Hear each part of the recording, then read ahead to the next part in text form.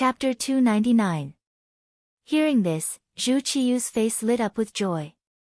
Although the Great Ming dynasty emphasized culture and suppressed military might had always been indispensable. In other words, with enough military power, he, the emperor, would have more confidence when he spoke. After reporting the important matters, some censors stepped forward to impeach Shi Heng. The general idea was that the conscription of soldiers in the capital had caused the people to suffer, that women who could not survive could be seen on the streets, and that it was true that families were broken and people were dead. Two censors stepped forward one after another. Their expressions were solemn, and they even looked like they were going to reprimand Wang Chong to death. Since ancient times, it was a glorious thing for civil officials to die because of reprimands, and for military officials to die in battle, as if they could leave their names in history. The moment the censors stepped forward, Zhu Qiyu's face was filled with displeasure. He even glanced at censor of the right, Chen Yi, more than once. In response, this official in charge of the censorate lowered his head. Who didn't know that the imperial censor only had the right to hear rumors and speak? Furthermore, what he said was true and what he saw with his own eyes. How could he stop the imperial censor? The two censors were still speaking aggressively. The general idea was that if this continued, the capital would fall into chaos, and the people would be in an uproar. This would be detrimental to the country, and so on. Those who wanted to do great things did not care about trifles. Zhu Qiyu reminded himself like this. In order to have a strong and reliable army in a short period of time, what did it matter if he sacrificed a few families? Once he had enough strength, defeated his imperial brother Zhu Qizhen, and reunited the Great Ming dynasty, who would care about what he had done? They would probably all sing his praises. Have you found the main force of the Japanese army stranded between the capital and the Tianjin Guard? Ignoring the two censors' advice, Zhu Qiyu changed the topic and asked about other matters. Since Zhu Qiyu had privately approved of it, the censors' words were naturally useless. Compared to the officials in the imperial court arguing and even acting, the methods of Hu Yan and the other women were much more effective. In just one morning, 1,200 women of different ages were sent to the Yang village, which was 15 li south of the city. News of this matter spread through the capital like a gust of wind, to every corner of the capital. For a moment, there were all kinds of comments.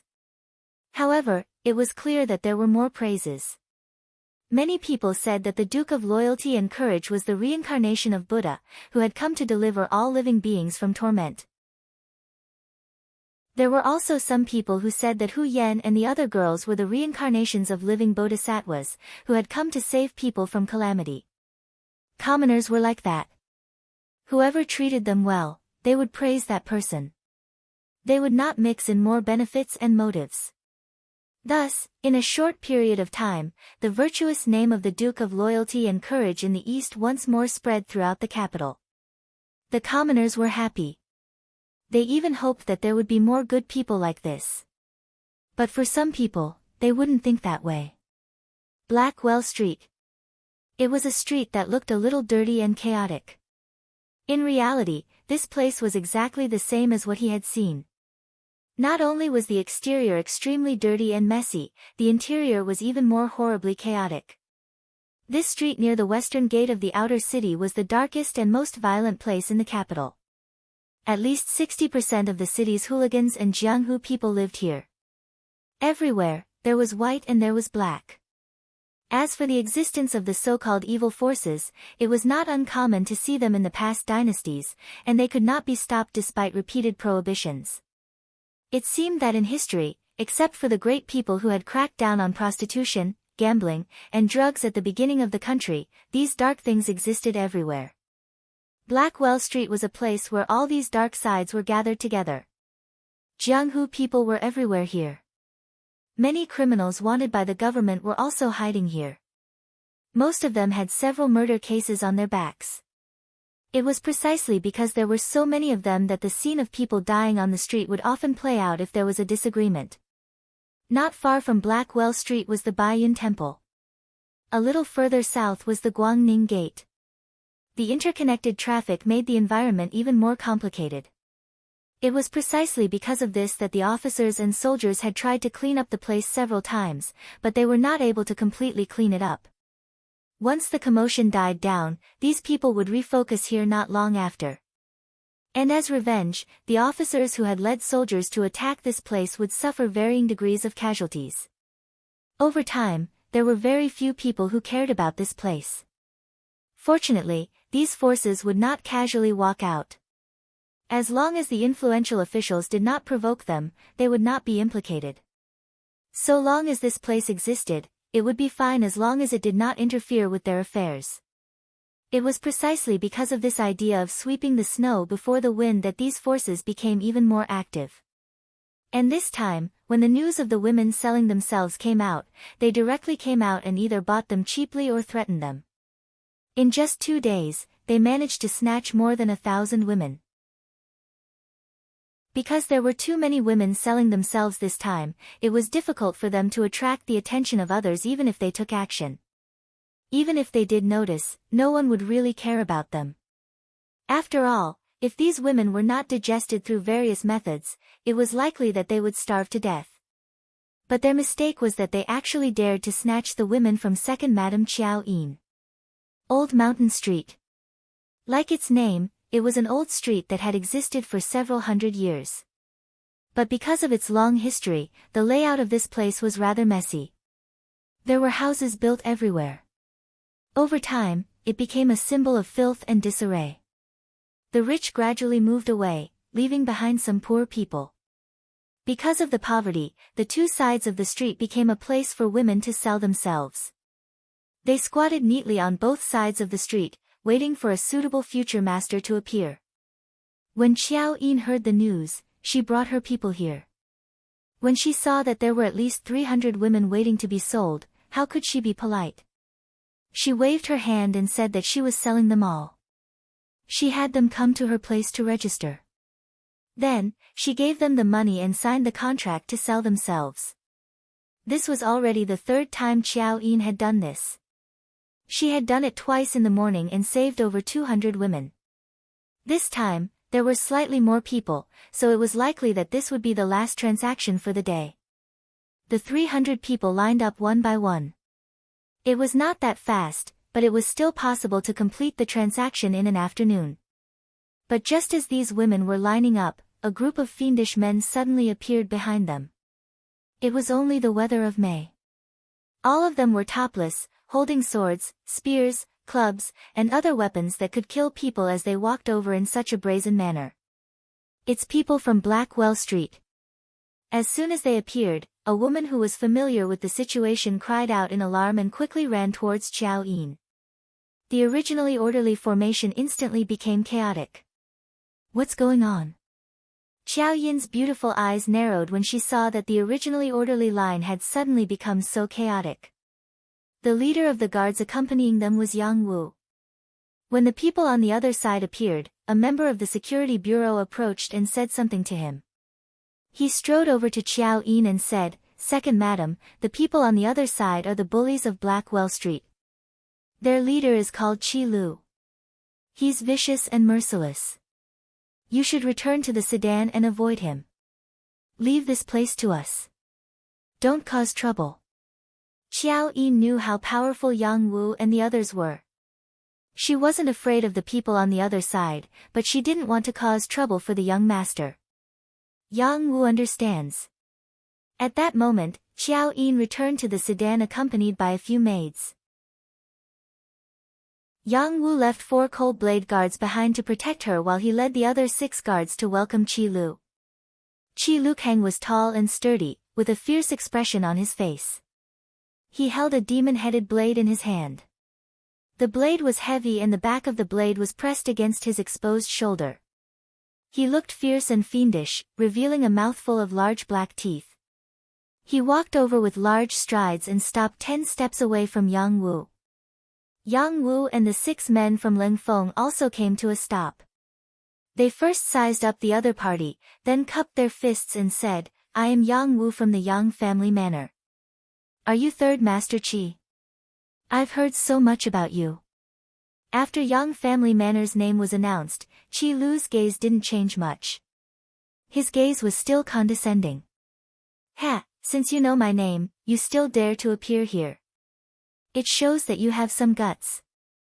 Yang family manor, right? It's the land of the Duke of Loyalty and Courage. Fine, since that's the case, I won't bicker with you about your impudence. How about this, you can quickly leave. Qi Lu pointed his right index finger at Yang Wu and the others. After saying this, he laughed heartily.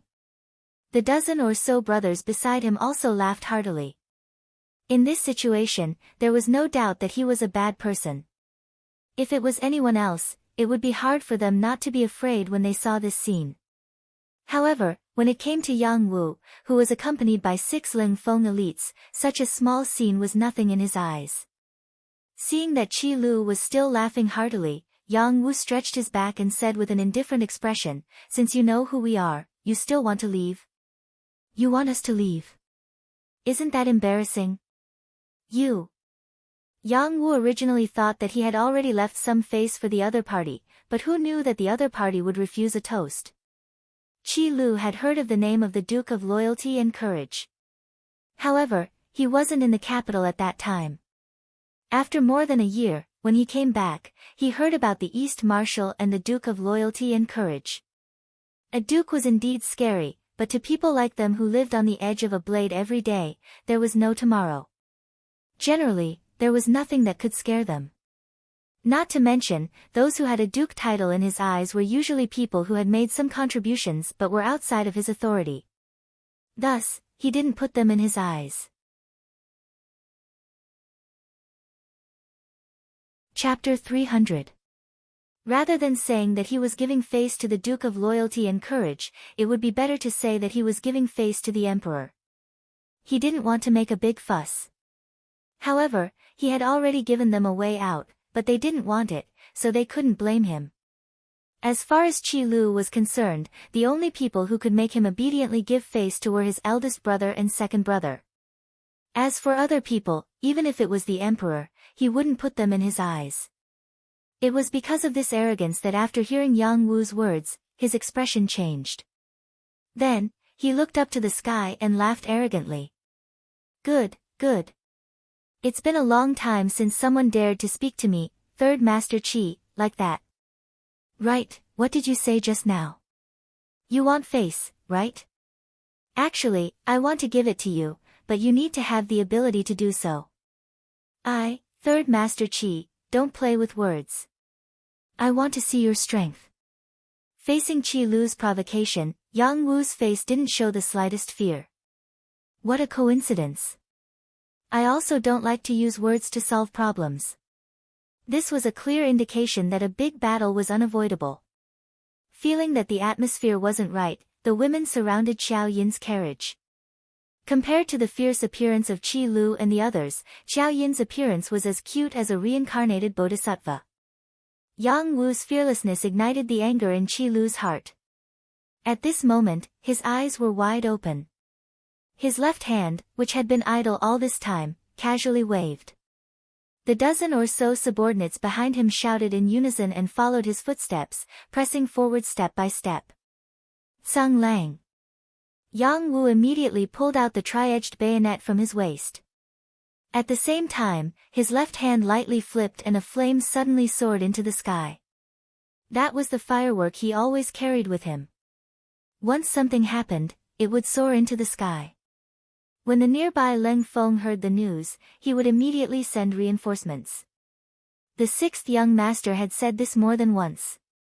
Although everyone only had one life, the lives of the people around him were more precious than others. Thus, if he could avoid danger, then he shouldn't. As for things like capsizing in a ditch, that was even more unlikely to happen. If it was only himself, Yang Wu might not have sounded the alarm so early. However, behind him was second Madam. Even if it wasn't for himself, he had to be more careful for Madam. When the fireworks were released, the coldness in Qi Lu's eyes intensified. He could tell that the other party was asking for help, but this could also prove that it was a sign of fear. Not to mention, he was confident that he could defeat the 7 people in front of him within a few moves. The dozen or so people who came with them were all criminals with murder cases on their backs. How could they be scared by a few servants and soldiers? A cold smile flashed across his face as the ghost-head blade on his shoulder appeared in his right hand. Following that, Qi Lu ran forward at lightning speed, leaving behind footprints in his footsteps. Along with the rise and fall of his huge body, it seemed that every time his feet landed on the ground, there would be a loud thud. Qi Lu moved, and Yang Wu also brandished his tri-edged bayonet, which was shining with a cold light, and rushed forward. At this moment, the 6 Ling Feng elites behind him also pulled out their triangular bayonets and did the same. The two groups of people were like two whirlwinds that rapidly approached each other, stirring up clouds of dust on the sandy ground. Then, the two sides collided like two mad bulls. The sound of weapons clashing could be heard. In the sedan, Xiao Yin's expression was somewhat nervous. She was the one who understood young master's strength the most among the girls. She had even seen the young master's elegant demeanor when he defeated Walla's army from the tower. However, it was the first time she saw a real battle with real swords and real spears. In the end, she was a woman. Fear was inevitable. The more afraid she was, the more she wanted to see what was going on. However, because of the dust, everything became unknown. 30 breaths of time passed. A minute passed. At this moment, the sound of someone falling to the ground could be heard. 2 minutes passed. The dust was still there, and the fierce battle cries were still incessant. The 4 Ling Feng elites beside the sedan had already taken out the Type 95 wrapped in black cloth from their backs. They loaded the bullets and opened the safety. They knew clearly that with their brother's strength, if they couldn't finish off the opponent in 2 minutes, it was enough to prove that the enemy was strong. Since it was a strong enemy, they naturally had to prepare for the worst. 3 minutes passed. 5 minutes passed. Finally, some figures retreated from the dust. At a closer look, there were exactly 7 figures that retreated. Yang Wu and the others retreated. Looking at the background behind them, they still looked like they would not fall. This also caused the prostitutes to cheer. However, the 4 Ling Feng elites guarding the sedan could clearly see that Yang Wu and the others were panting heavily. Their bodies were also shaking up and down rapidly. It was obvious that it was a fierce battle just now. As time passed, the dust finally settled. Looking at the battlefield, not even a third of the opponents were able to stand. Only Qi Lu and 3 big men didn't fall. Even so, the 4 of them were covered in blood. Their breaths were heavy, and they looked like they had exhausted all their strength. Their leader, Qi Lu, had a 2-centimeter bloody hole on his left arm. Blood was flowing out from it. However, this person stared at Yang Wu as if he didn't see it. The corner of his mouth twitched a few times before he spat out a sentence. "Kid, you're not bad. But I hope you can preserve your life. I, Third Master Qi, will come for you." After leaving these words behind, Qi Lu turned around and left. He didn't have the slightest bit of reluctance. He didn't even look at the dozen or so corpses on the ground. Seeing that Qi Lu was about to leave, the 4 Ling Feng elites behind him who had already loaded their guns asked in unison, "Fifth brother, do you need us to kill him?" "No need. His skills are not bad. It would be a pity to kill him like this. This kind of person should be a good whetstone." Yang Wu raised his left hand and made a gesture to stop shooting. His body moved slightly and then his left leg half knelt on the ground. The other 6 Ling Feng elites quickly rushed over and protected Yang Wu in the middle. Each of them asked anxiously, "Fifth brother, are you alright?" "Hee, the opponent is too tough. I was careless." After saying this, Yang Wu's body continued to lean backward. It was also at this time that everyone saw that the wound on his body was not only the one on his left leg. There was also a huge knife wound on his chest. Even his bones seemed to be exposed. In fact, the 6 Ling Feng elites who participated in the battle had more or less suffered some injuries. It was just that they weren't that serious. Seeing that Yang Wu had fainted on the ground, they cried out in alarm and lifted him up before quickly retreating. At this moment, the sound of running footsteps could be heard. It was the other Leng Feng elites who had received the signal and rushed over. The morning assembly was over. On the way back from the palace to their respective manors, they could clearly see that the number of prostitutes on both sides of the street had decreased significantly. Each of them had a solemn expression as they sent people to inquire about the situation. Soon, the news came back. It turned out that the Duke of Loyalty had bought a lot of people. In the news, the servants of the Duke of Loyalty had fought a huge battle with Third Master Qi of Blackwell Street. Both sides had suffered heavy losses. Naturally, all of the officials knew that Yang Qindong had resolved the side effects of conscription in the capital. Of all the officials in the court, only this person dared to do such a thing so brazenly. He wasn't afraid that Shi Heng and the Bureau of Military Personnel would find trouble with him. Yang Qindong was young, but he had already become a duke. This was where his advantage lay. A person could be impulsive at such a young age. It seemed that it was normal for such a person to do anything. In addition, he had performed meritorious deeds and possessed great wealth. This made many people wary of him. Such a person dared to openly take in those women who couldn't survive. It was easy for others to take his actions for granted. There were even some righteous and impartial officials who praised Yang Qindong's actions in their hearts. However, there were also some officials who thought that the Duke of Loyalty was trying to buy people's hearts. Perhaps there were some things that they couldn't do, but they didn't want others to do it. Otherwise, whoever did it would be his enemy. It was precisely this group of people who harbored hatred in their hearts, but they couldn't do anything. After all, this person had performed great meritorious deeds for the court.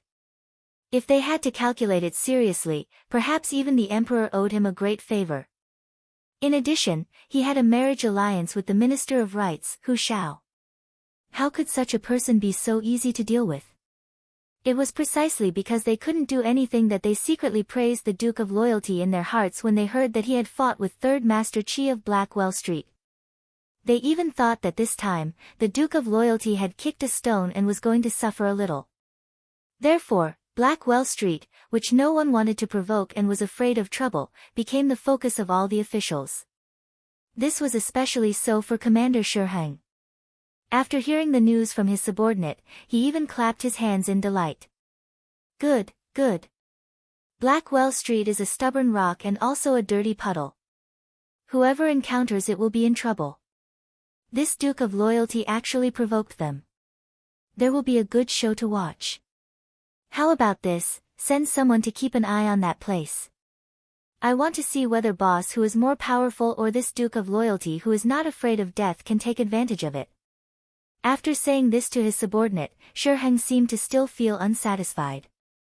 As if he had thought of something, he suddenly stood up and said to his personal guard, "Make the arrangements. Marquis wants to enter the palace to meet the emperor." At this time, Shi Heng was like a fly that had seen a cracked egg. He was full of fighting spirit. However, what he didn't expect was that he wasn't the only one who received the news to enter the palace to meet the emperor. The Minister of War, Yi Ming, also heard the news after returning home and hurried to the palace. The two met in front of the palace gate. When they saw each other, they were first stunned, then burst into laughter. At this moment, it was as if they had seen through each other's thoughts.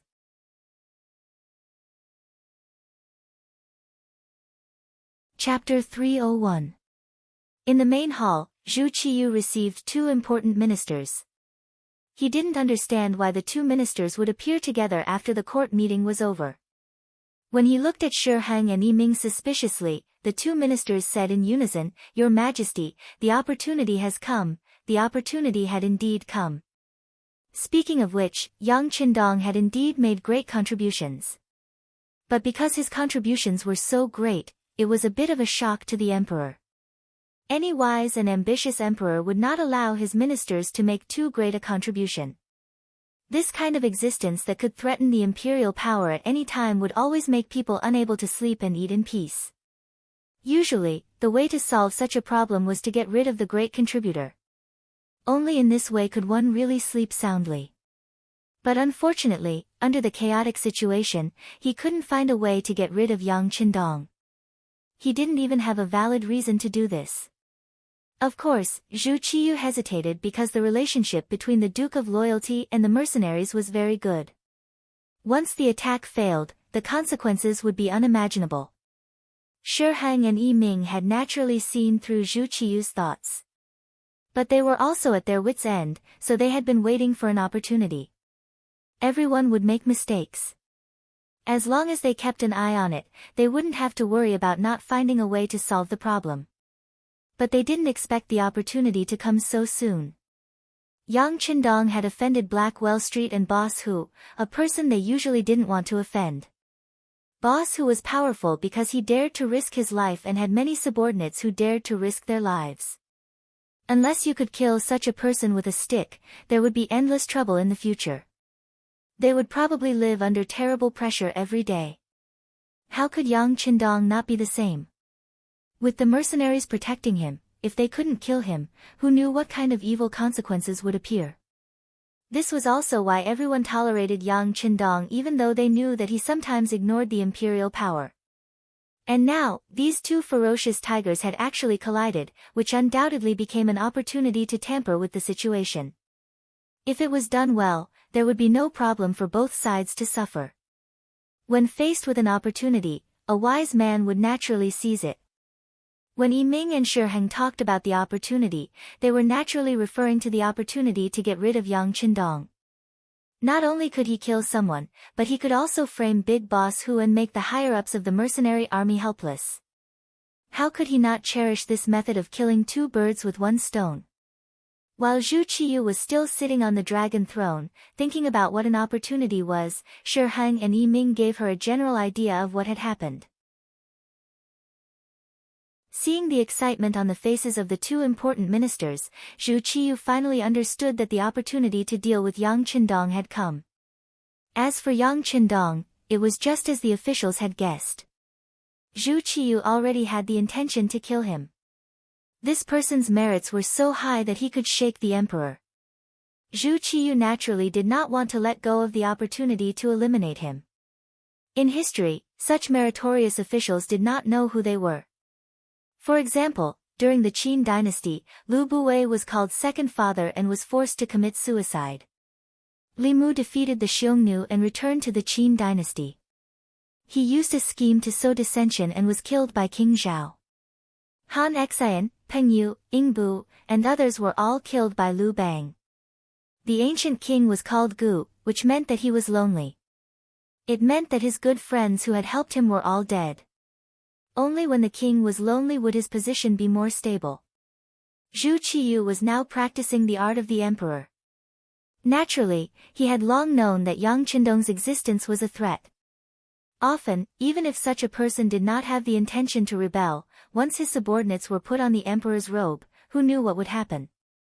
It was only because of the existence of the mercenary army and in order to stabilize the overall situation and consolidate the imperial power that Zhu Qiyu did not act rashly. Fortunately, he was still young.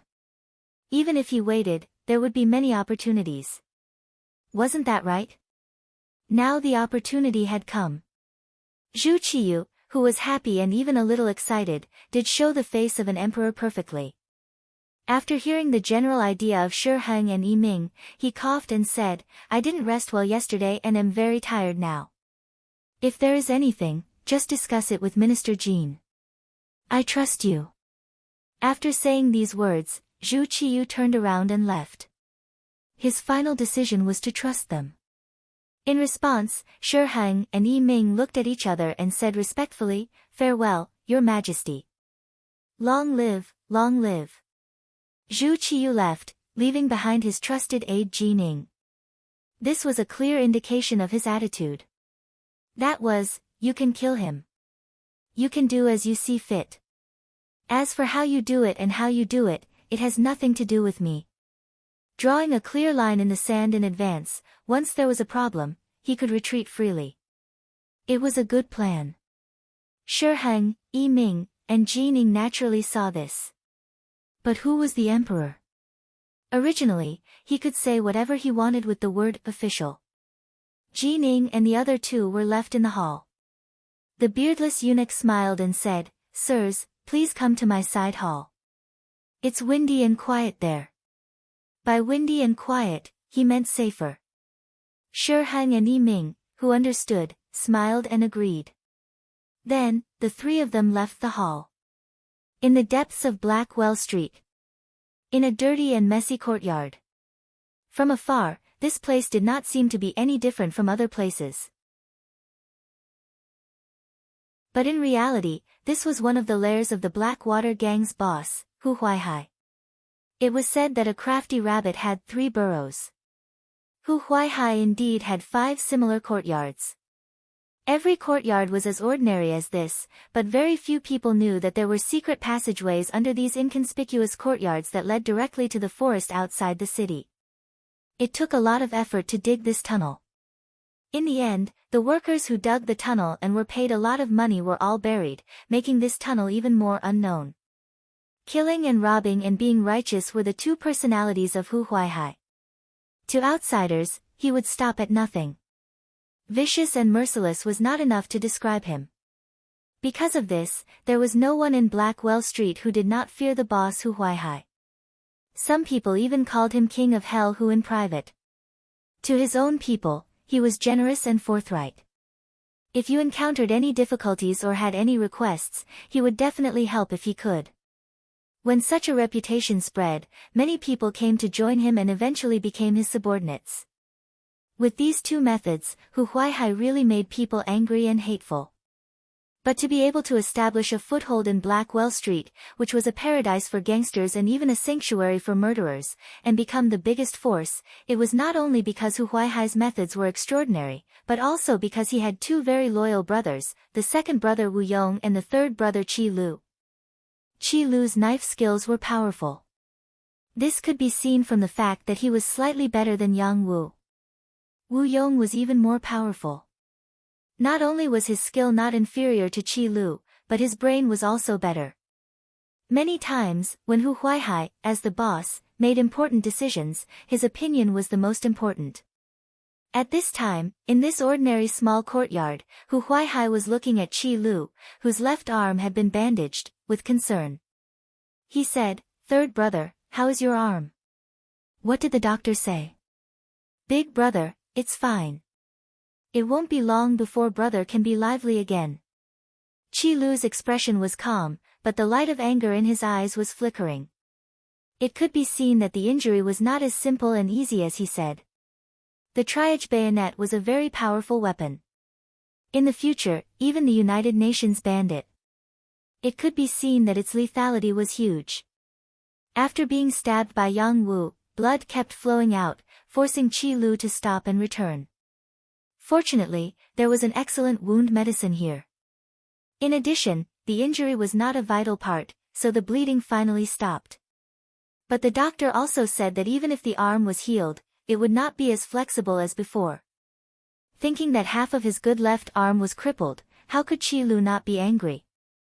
Just when Hu Huaihai asked, he said with a face full of hatred, "Big brother, this time brother suffered a loss because of this weapon. No matter what, I have to take revenge. Otherwise, how can I have a foothold in the world in the future? That's natural. Since brother was bullied, big brother naturally has to take revenge. Second brother, tell me, what should we do?" Hu Huaihai replied magnanimously. Then, his gaze fell on the second brother, Wu Yong, who had been thinking with his eyes closed. Wu Yong, who was known as the military advisor, slowly opened his eyes after Hu Huaihai asked the question. Then, he gently shook his head and said, "Big brother, third brother, I'm afraid this matter is not easy to handle." "What's not easy to handle?" "We'll just take advantage of his unpreparedness and kill him." Qi Lu, who had suffered a loss, said with a voice full of emotion. "That's right, what's not easy to handle? Could it be that our Blackwater gang is afraid of an official who only has a title and no real power?" Hu Huaihai said disapprovingly. Hearing the analysis of big brother and third brother, Wu Yong's face showed a trace of bitterness.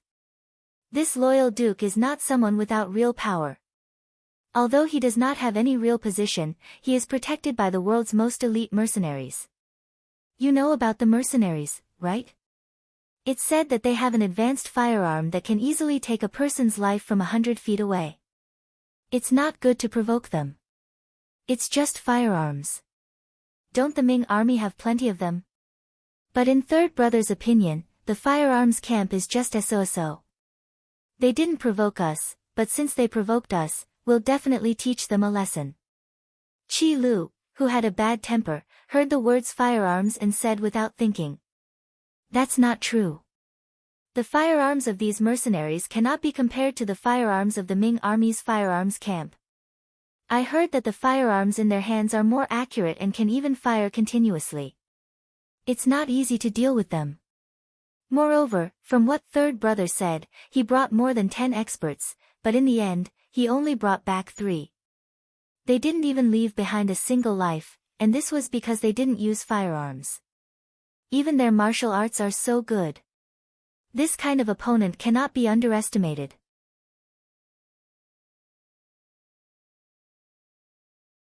Chapter 302.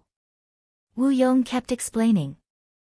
However, when he said the last sentence, Hu Huaihai's eyes lit up after hearing it.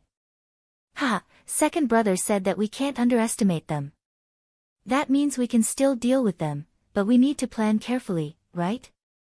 Is that so, second brother? Hearing that there was still a way, Qi Lu couldn't help but be interested. Yes, we need to plan wisely. How about this, give me 2 days to investigate the other party's background. Wu Yong nodded. He had a feeling that this great Ming Empire's loyal duke, who had just reached 20 years of age, would not be easy to deal with. However, even though Old Third had suffered a loss, if they just admitted it like this, then how could the Blackwater gang be looked up to in the future? How could they have a foothold? In other words, they had to make a move. It was just a matter of how they did it. In short, when facing such an opponent, they either didn't make a move, or if they did, they would make a move. They definitely couldn't give them a chance to counterattack. Yang family manor. Yang Wu was actually carried back. This matter instantly alarmed Yang Qindong, who was teaching students at the Yang Family Academy. When he strode into the courtyard, he saw Tiger's man and the others standing there angrily. He asked in a deep voice, "Who can tell me what's going on?" "Sixth young master, it's like this." 2 people who were responsible for protecting Qiao Yin's safety stood up. With one person taking the lead and the other supplementing, they recounted the scene that happened in Laoshan Street today in detail. Just as the 2 brothers finished speaking, a doctor walked out of the room. He was instantly surrounded by people. Yang Qindong was no longer as calm as before. His expression was somewhat anxious. "Dr. Li, how is it?" This physician Li was a renowned figure in the capital. Seeing that the Duke of Loyal Courage was personally asking him, he didn't dare to be negligent. "Greetings, Duke Yang. Yang Wu's body is fine. He's just bleeding a little. Moreover, the injury has avoided the important parts. He just needs to rest for a period of time to recover." Upon hearing that Yang Wu's life was not in danger, Yang Qindong let out a long sigh of relief. Beta Persei, arrange for someone to send Dr. Li back to the city and triple the consultation fee. "Oh, you're too polite." Dr. Li was flattered after listening to Wang Yao. However, Yang Qindong carried it out and cupped his hands in greeting. The other party politely returned the greeting and then left satisfied. After the doctor left, Beta Persei quickly rushed back. At this moment, he saw Yang Qindong listening to Yang San, the deputy director of the security bureau, giving a detailed report about Heijing Street and the Blackwater gang. "Young master, that's all the information we've gathered. That place is filled with crooks and honest folk, so it's not easy to enter. Every once in a while, Boss Hu of the Blackwater gang would clean up the place. There was one time when our informant almost didn't make it out alive." Yang San lowered his head as he spoke. The situation of Heijing Street was not easy to inquire about because of Hu Huaihai's caution, but more importantly, it was not the focus of the Security Bureau's investigation. It was just a group of Jianghu people and desperados. With the idea of well water not interfering with river water, they only did a simple investigation. Yang Qindong naturally knew this, but he did not say it out loud. After all, the Security Bureau had not been established for a long time and had limited manpower. The capital was so big that it was understandable that some things could not be investigated clearly. Investigate again. I want to know the details in a day. Since the sixth young master had spoken, Yang San did not dare to be negligent. He immediately agreed as if he was making a military order. Please rest assured, young master. In less than a day, there will be specific information. In this world, as long as one was willing to spend money, there was nothing that could not be done. Most of those people ran for their lives because of money. If they could be a good rich man, who would be willing to stay in such a place and waste their days? Yang San hurriedly left. Yang Qindong did not choose to wait. Instead, he went into the room and looked at Yang Wu, who was sleeping soundly. Then he called Tiger's Mane and Beta Persei. When they were in the study, he looked at the two with bright eyes and asked, "How is it? Now you know that there will always be someone stronger than you." "Young master, we were wrong." Yang Qindong's face was stiff, and the two hurriedly bowed their heads and admitted their mistake. The reason why they were wrong was because they had disobeyed Yang Qindong's orders. According to the sixth young master's criticism, a gentleman should not stand under a dangerous wall. If they felt that things were dangerous, they should leave as soon as possible. If they had to make a move, they could have used guns instead of showing off their courage. If today's matter had been solved with guns, Yang Wu would not have been injured at all. But he insisted on competing with others in martial arts, which led to such a result. This was naturally taught by Tiger's Mane and Beta Persei. They taught him that it was difficult to find an opponent, that he should be defeated alone, and that when he met a person from the martial arts world, he should use the martial arts world's way to solve it. What was the result? He had almost lost his life. According to the two Ling Feng's words, if they had not used a sharp weapon like the 3 bayonets, it was likely that Yang Wu would have been carried back as a corpse. The so-called rules were not ironclad rules. They almost lost their brothers' lives. It was no wonder that Yang Qindong would make things difficult for them. It's good that you know your mistakes. The two of you will each lose a month's salary. Also, all your subordinates who always talk about the rules of the martial arts world will be treated the same. If there is anyone else who is not satisfied, let him come find me. This young master will shoot him. It's better than one day he will become a ghost under someone else's knife. Yang Qindong's voice was not loud, but it was like a thunderclap in Tiger's Mane and Beta Persei's ears. The two of them kept nodding their heads and admitting their mistakes. After a while, it seemed that Yang Qindong's anger had subsided a little. Beta Persei took the initiative to say, "Young master, this time we suffered a loss. We can't just let it go like this." "Yes, young master. This Blackwater gang is not a good thing to begin with. It's better to just destroy it." Tiger's Mane also chimed in. "Of course we can't just let it go like this. It's just that they have existed for so many years and the government can't do anything about them. If we want to move against them, we need to plan. If we act rashly, we won't be able to take down all the enemies. That will only cause endless trouble in the future." Yang Qindong nodded. Of course, he would not let any of his enemies go. But since he was going to make a move, he had to hit them with one blow. He absolutely could not leave any hidden dangers for himself. On this point, Yang Qindong and Wu Yong's thoughts coincided. At the same time, both sides sent people to inquire about each other's background.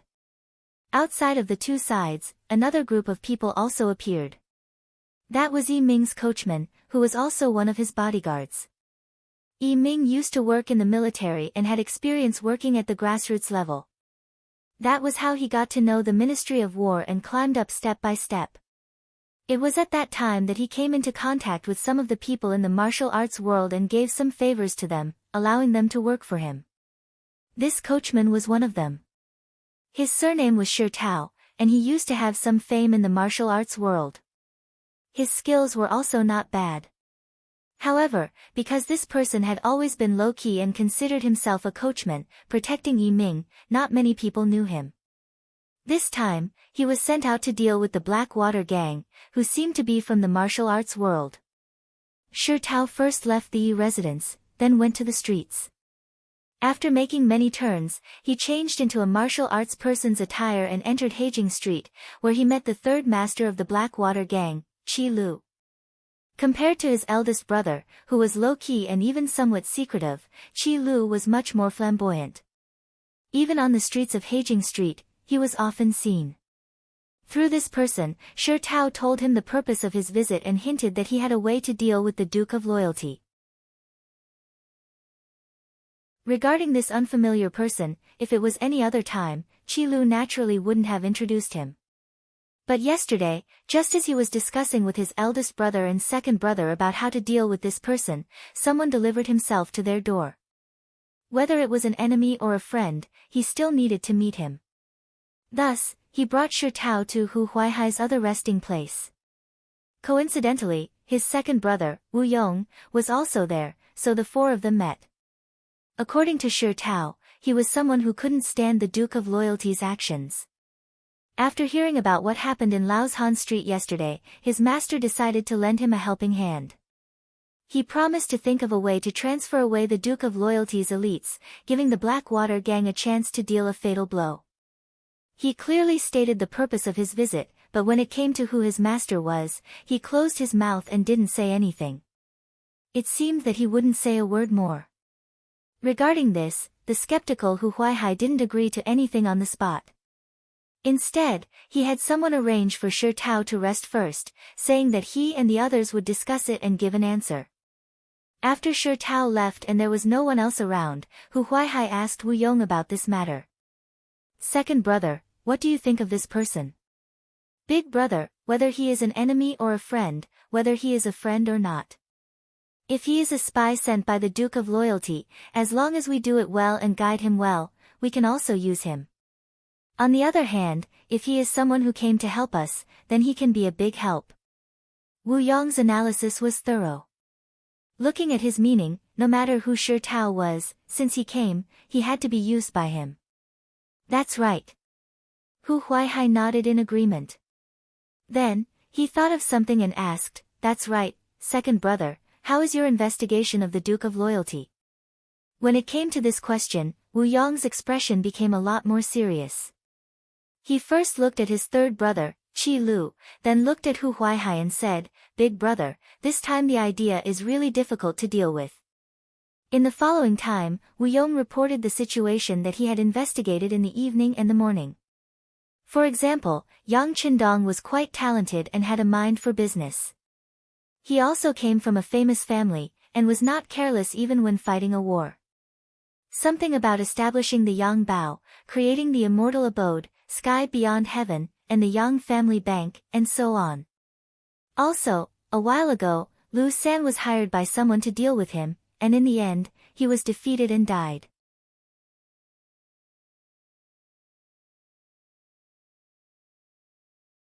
Chapter 303. Previously, the Blackwater gang focused their attention on Heijing Street. In their eyes, this was their territory. If one had to describe it, it could even be regarded as a country within a country. Therefore, they didn't pay much attention to the outside world. They only knew that the great Ming dynasty had a young Dong Shuai and a loyal and courageous duke. But even if he was an official, he had nothing to do with them. There didn't seem to be any boundaries between the two sides. Even if they couldn't be seen in public, they wouldn't have any interactions with him. However, due to the fact that they were trying to snatch people from each other, they actually got into a fight. Subsequently, they even suffered quite a bit. Now, the entire city knew about this. Unless the Blackwater gang didn't plan to stay in the capital anymore, they had to get back their face. Thus, he began to investigate this person. However, the more he knew, the more shocked Wu Yong was. When he told this to his eldest brother and third brother, he had a serious expression on his face. Oh. In that case, he is indeed a capable person. Hu Huaihai's expression became incomparably dignified after hearing this. He had thought before that if it was an official, it wouldn't be difficult to deal with him in his own way.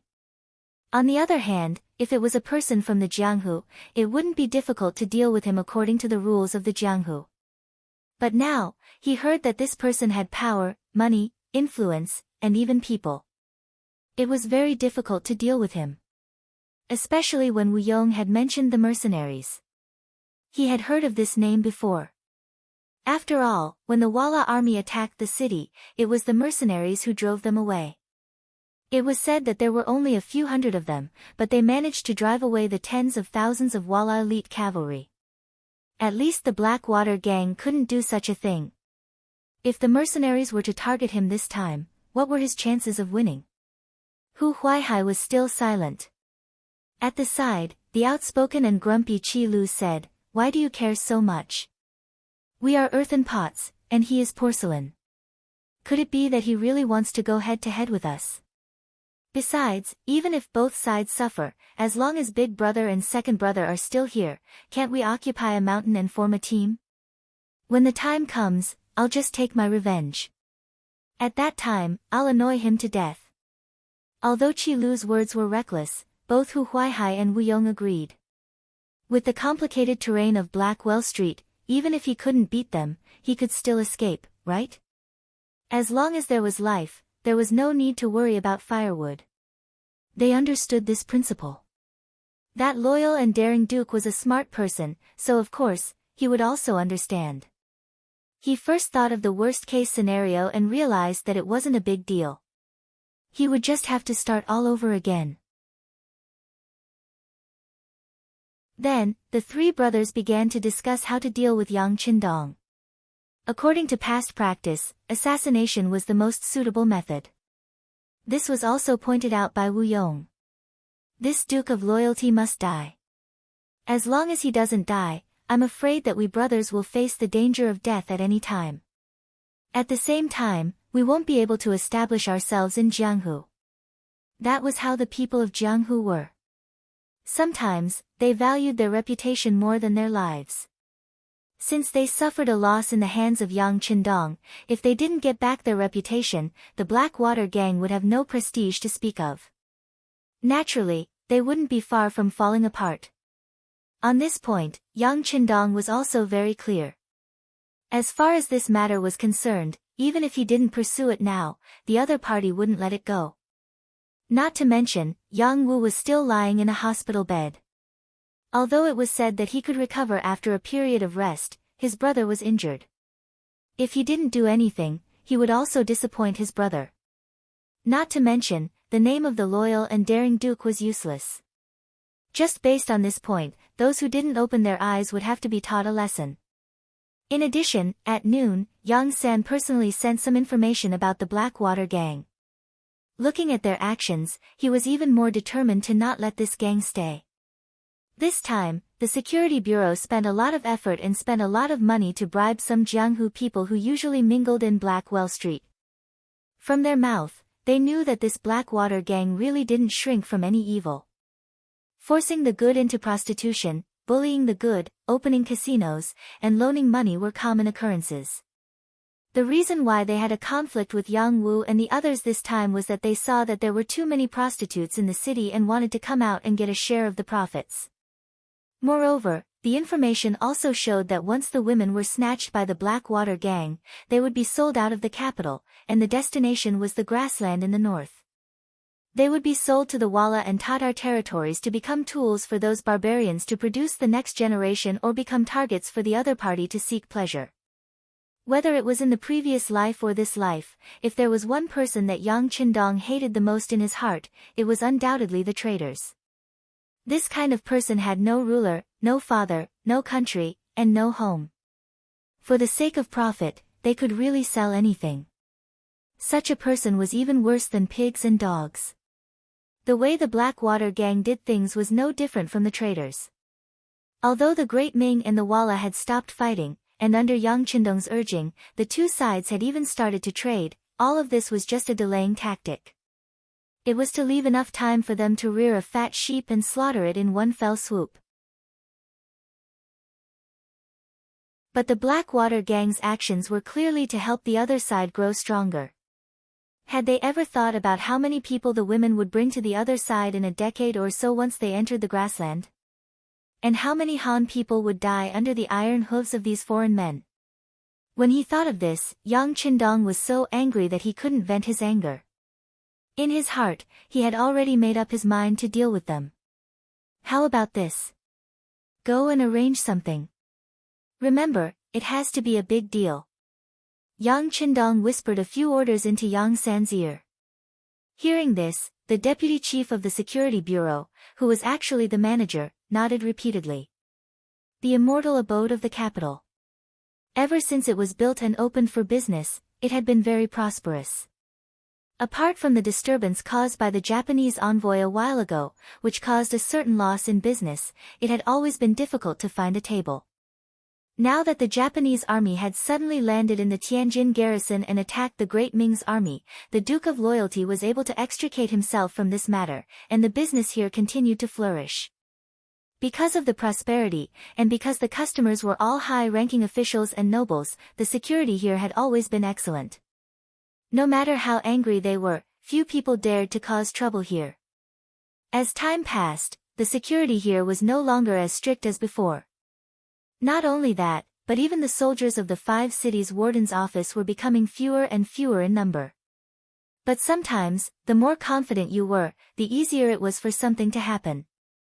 That evening, for example, the immortal abode was originally bustling with noise and excitement, with singing and dancing, and the sounds of toasting and exchanging cups filling the air.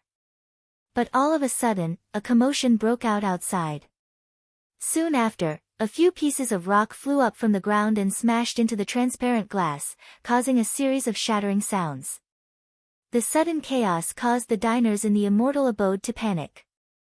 2 of them were even unlucky enough to be injured by glass shards. The dancers in the stands screamed in unison, making it seem like the end of the world had arrived. Fortunately, the chaos ended as quickly as it started. By the time the immortal abode's guards ran out, the troublemakers had already fled west. They chased them all the way until they saw them enter Blackwell Street. Only then did they stop and return. With so many witnesses present, the immortal abode immediately pointed the finger of blame at the Blackwater gang. Thinking back to the conflict yesterday, anyone who wasn't an idiot could see the cause and effect. The 5 cities' warden's office arrived, as did the Supreme Court. When they heard the clamor of the diners, they knew that things weren't going well. These Blackwater gang members were a bit too bold. They actually dared to provoke the Duke of Loyalty in such a public manner.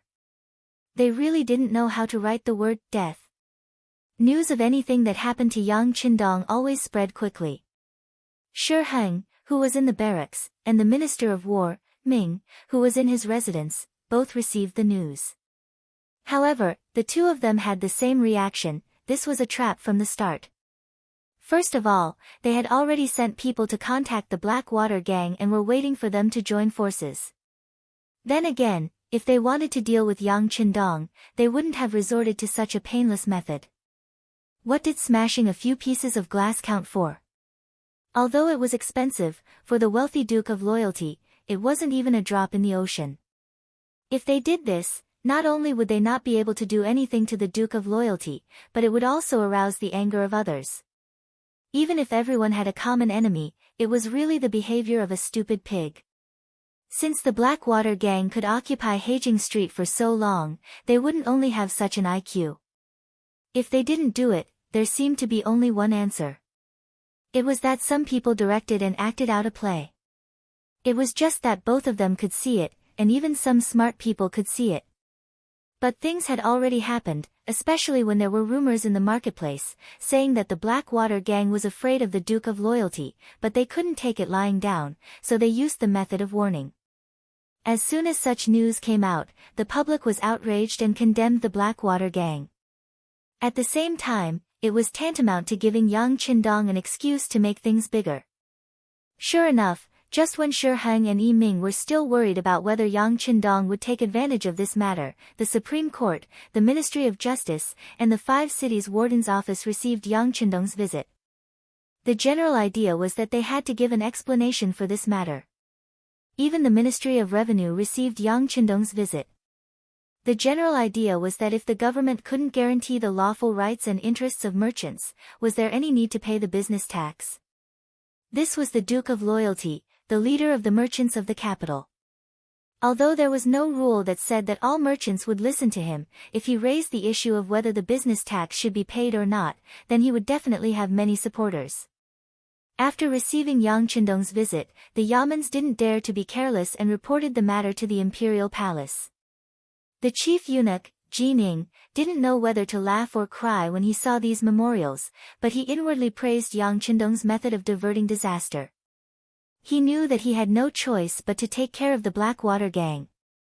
It was at this moment that Shi Heng and Yi Ming entered the palace and found Jining. But to everyone's surprise, the two of them had faint excitement on their faces. Eunuch Jin, we've received news that they've decided to go all out. Our chance has come.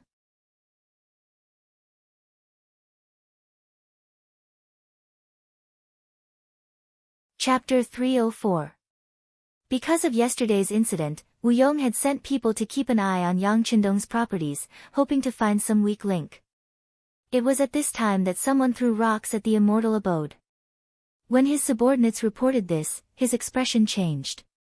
He knew that the other party was looking for an excuse to make a move. After all, yesterday's incident was a personal grudge between Yang Qindong and the Blackwater gang. If he mobilized people to cause trouble because of this, it would be the same as giving some people an excuse. This was the crux of the matter.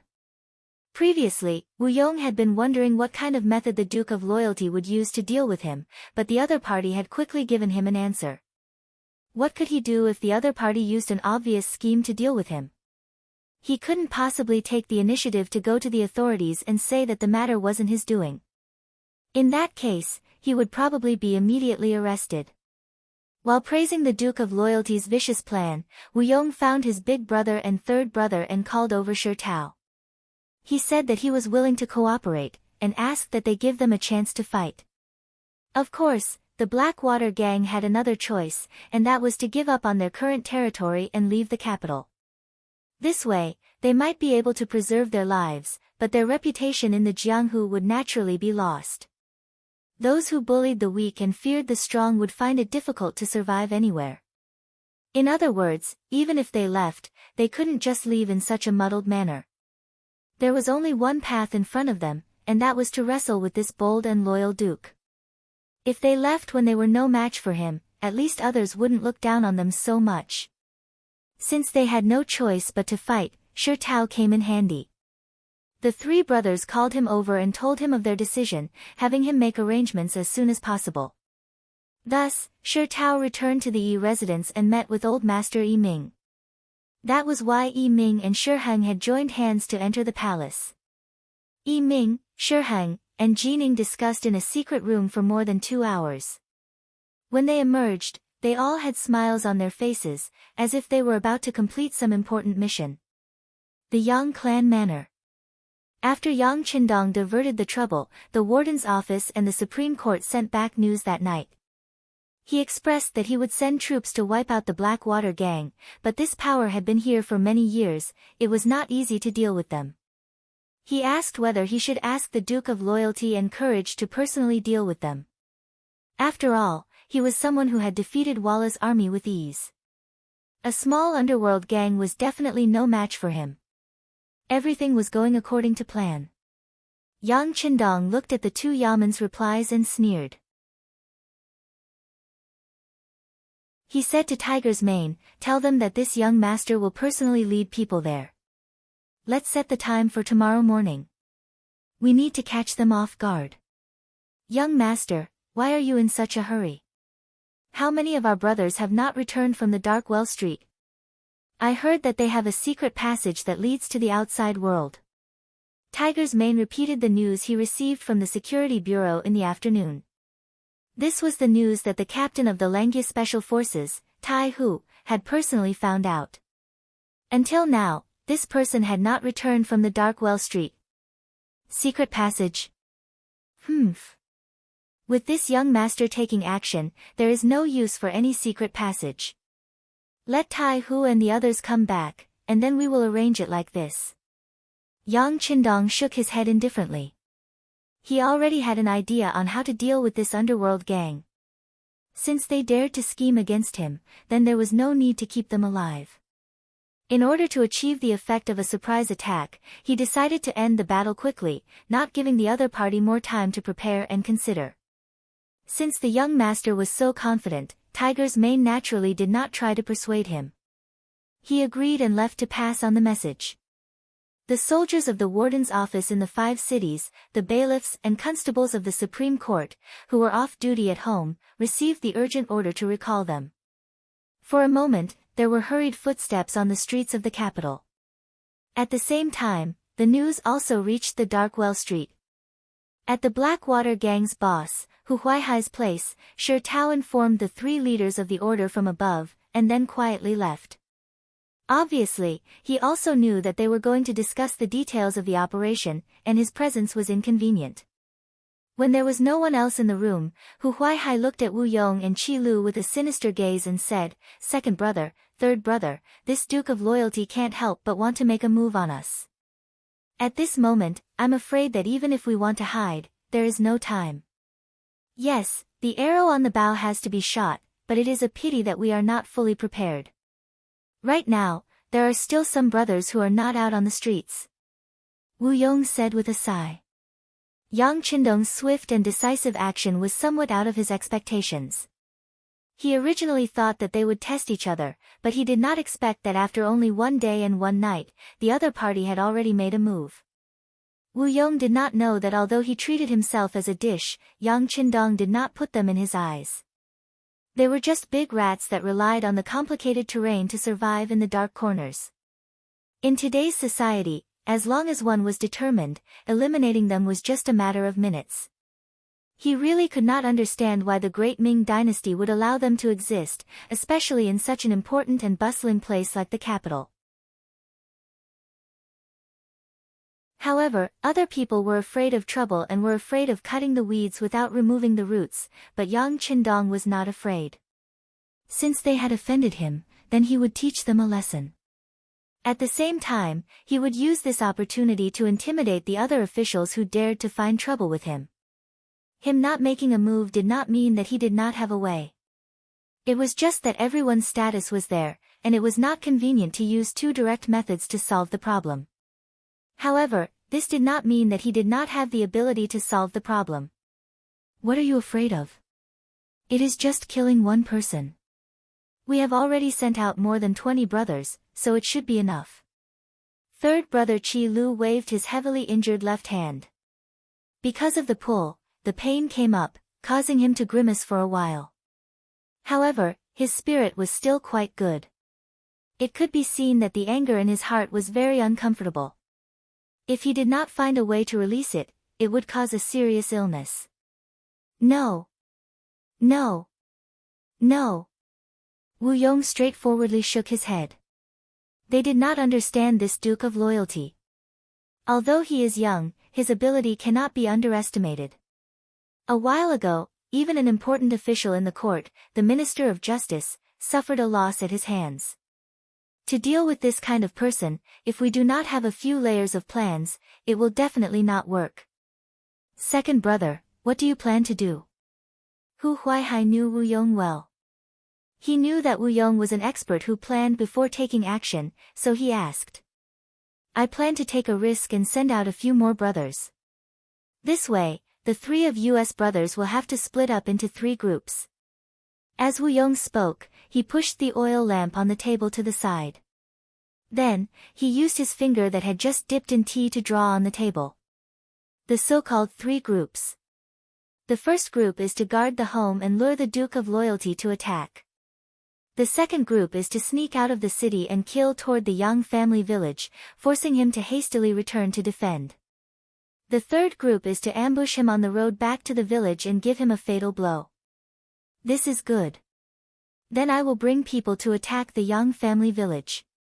Ha, I heard that this Duke of Loyalty has 4 beauties. I want to let him know that there are some people that he cannot afford to offend. After listening to Wu Yong's analysis, Qi Lu took the initiative to bring the second group. In his opinion, any ambush or entrenched defense was too meaningless, and it was far less straightforward and satisfying than directly charging out. After Qi Lu finished choosing, Wu Yong also volunteered. Then, we will rely on Big Brother to defend the home. Second brother will bring people to ambush outside. Hopefully, we can succeed in one strike.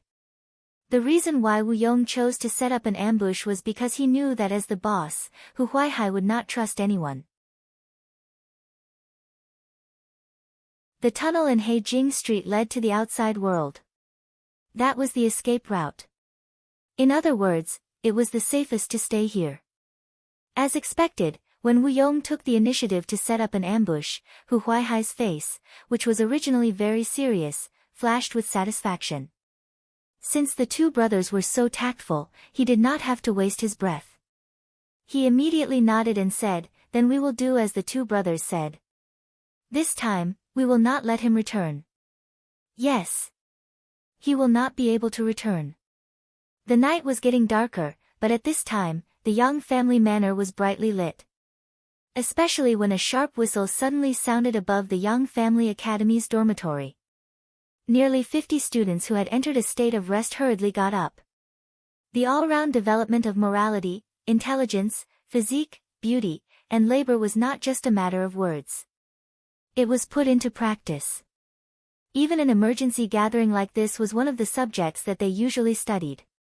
When the hurried whistle sounded, all the students got up and put on their clothes as usual. When they came to the academy's courtyard, they saw the green-clothed mountain-head Yang Qindong looking at them with a serious face. Although he hadn't said anything yet, everyone's intuition told them that something important must have happened. Everyone's expression couldn't help but become much more dignified. After Tiger's Mane counted the number of people, he came to Yang Qindong and reported in a low voice, "Reporting to young master, all the students have gathered. Everyone is here. No one is absent." With a wave of his hand, he had Tiger's Mane stand to the side. Yang Qindong took 3 steps forward, closing the distance between him and the students. Then, he swept his gaze over them and said in a clear voice, "As a truly useful talent, not only do you have to be eloquent, but you also have to be able to walk the world and be able to wield 1,000 pounds of weight with your arms. Today, this young master will bring you all to see a true battlefield. You will see the weakness of human nature and the cruelty of survival." As soon as he finished speaking, all the students' faces were filled with shock, followed by excitement and joy. As Yang Qindong's students, they naturally knew how powerful their teacher was. The great battle between the army god and the Walla was often played out in the immortal abode. Everyone could recite the plot of that battle by heart. The scene of Yang Qindong descending to the mortal world like a god and killing the enemy with a wave of his hand had made them envious. They often wondered when they would have the opportunity to see it with their own eyes. Now, an opportunity had presented itself. They could finally enter the battlefield, and they would be following the army god. How glorious would that be?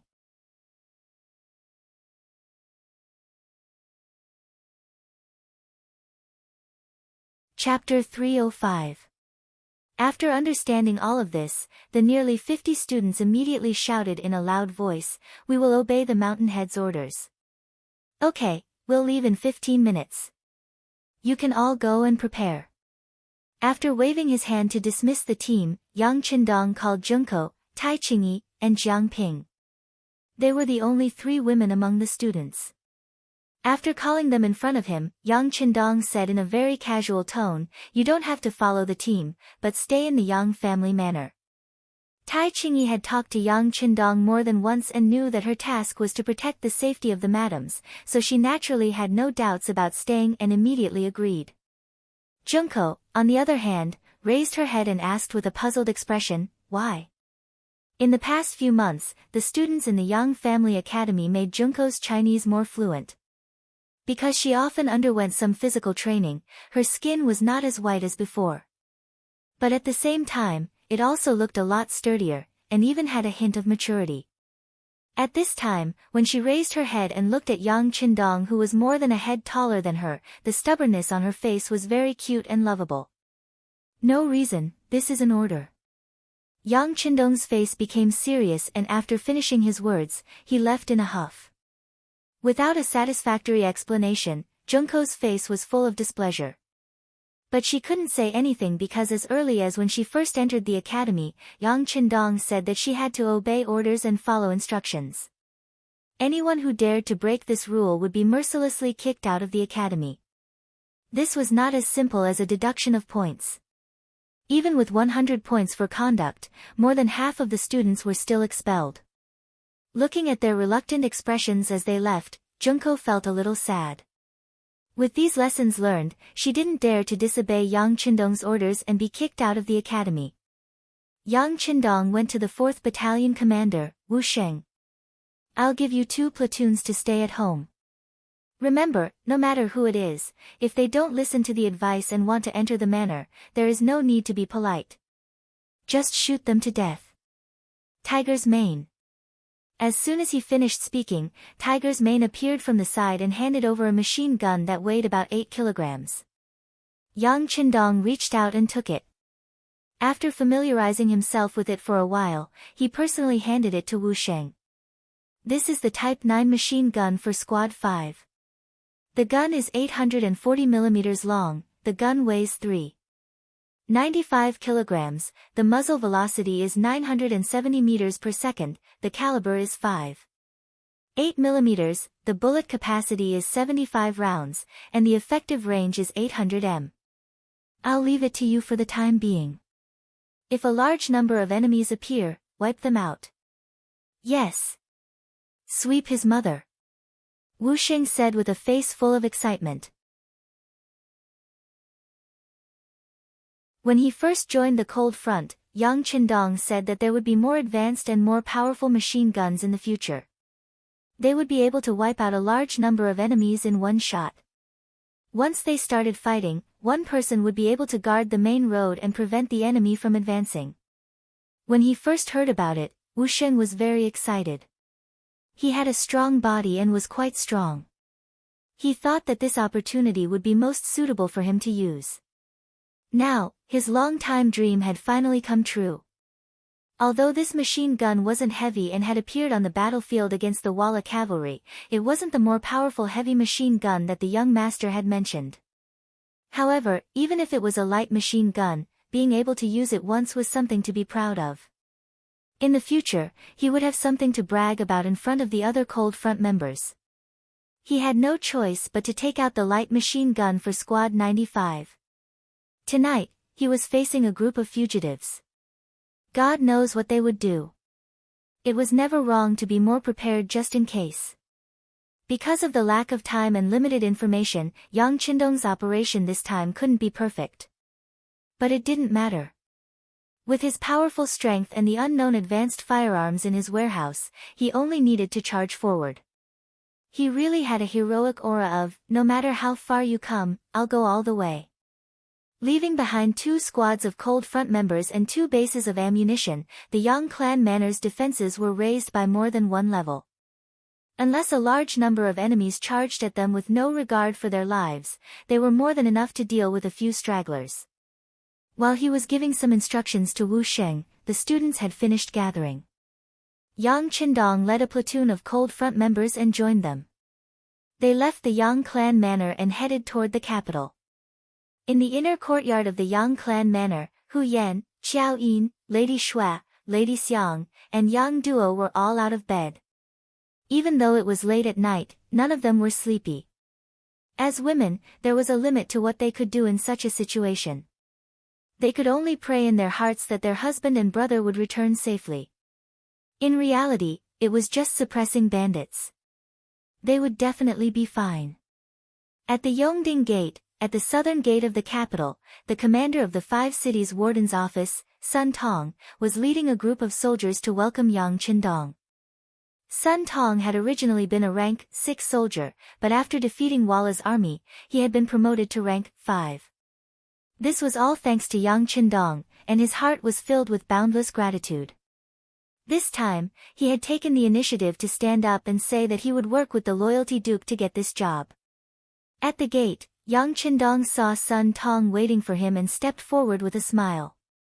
"You've worked hard." "It's not hard at all. Working with the loyalty duke reinvigorates my entire body," Sun Tong chuckled, revealing a row of white teeth beneath his tanned face. Sensing that Sun Tong was revealing his true feelings, Yang Qindong patted him on the shoulder. "Good. People made mistakes." For example, Sun Tong had betrayed Yang Qindong because he had secretly passed on the information to Jining. Fortunately, he had been able to return and was determined to know which side he was on. In Yang Qindong's eyes, such a person was a talent that could be nurtured. As soon as his palm touched Sun Tong's shoulder, his eyes lit up with excitement. He knew that the loyalty duke had approved of him. This made him even more determined to make the decision he had just made.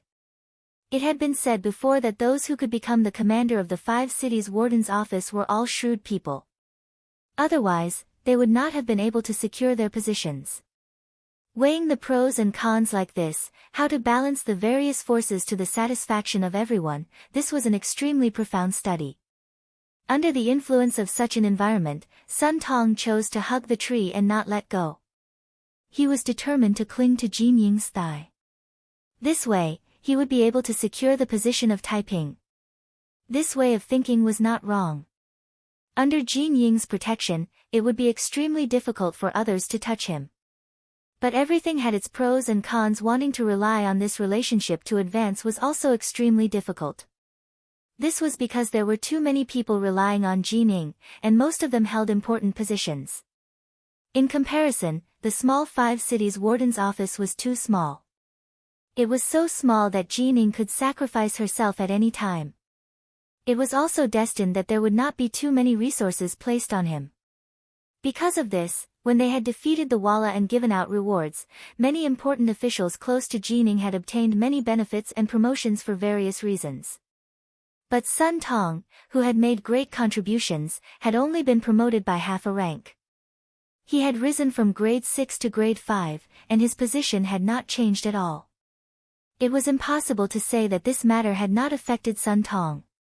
Why was it that those officials who only knew how to sit in their manners were able to obtain such great benefits, while he, a person who was in the middle of the situation, risked his life and only obtained such small benefits?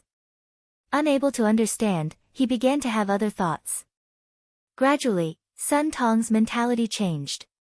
He was no longer so eager to work for Jining. He began to consider where he would go in the future. It was at this time that orders came from above. They said that they would transfer people temporarily under the command of the Duke of Loyalty. They said that they were going to destroy some Jianghu gang. It was as if someone had handed over a lamp in the dark night. It instantly illuminated Sun Tong's path and allowed him to see new hope. After a mental struggle, he finally made up his mind. He would give up on Jining and rely on the Duke of Loyalty. Perhaps at the moment, this was not a wise path. But unless he wanted to muddle along for the rest of his life, if he wanted to stand out, it would be difficult to find any other choice.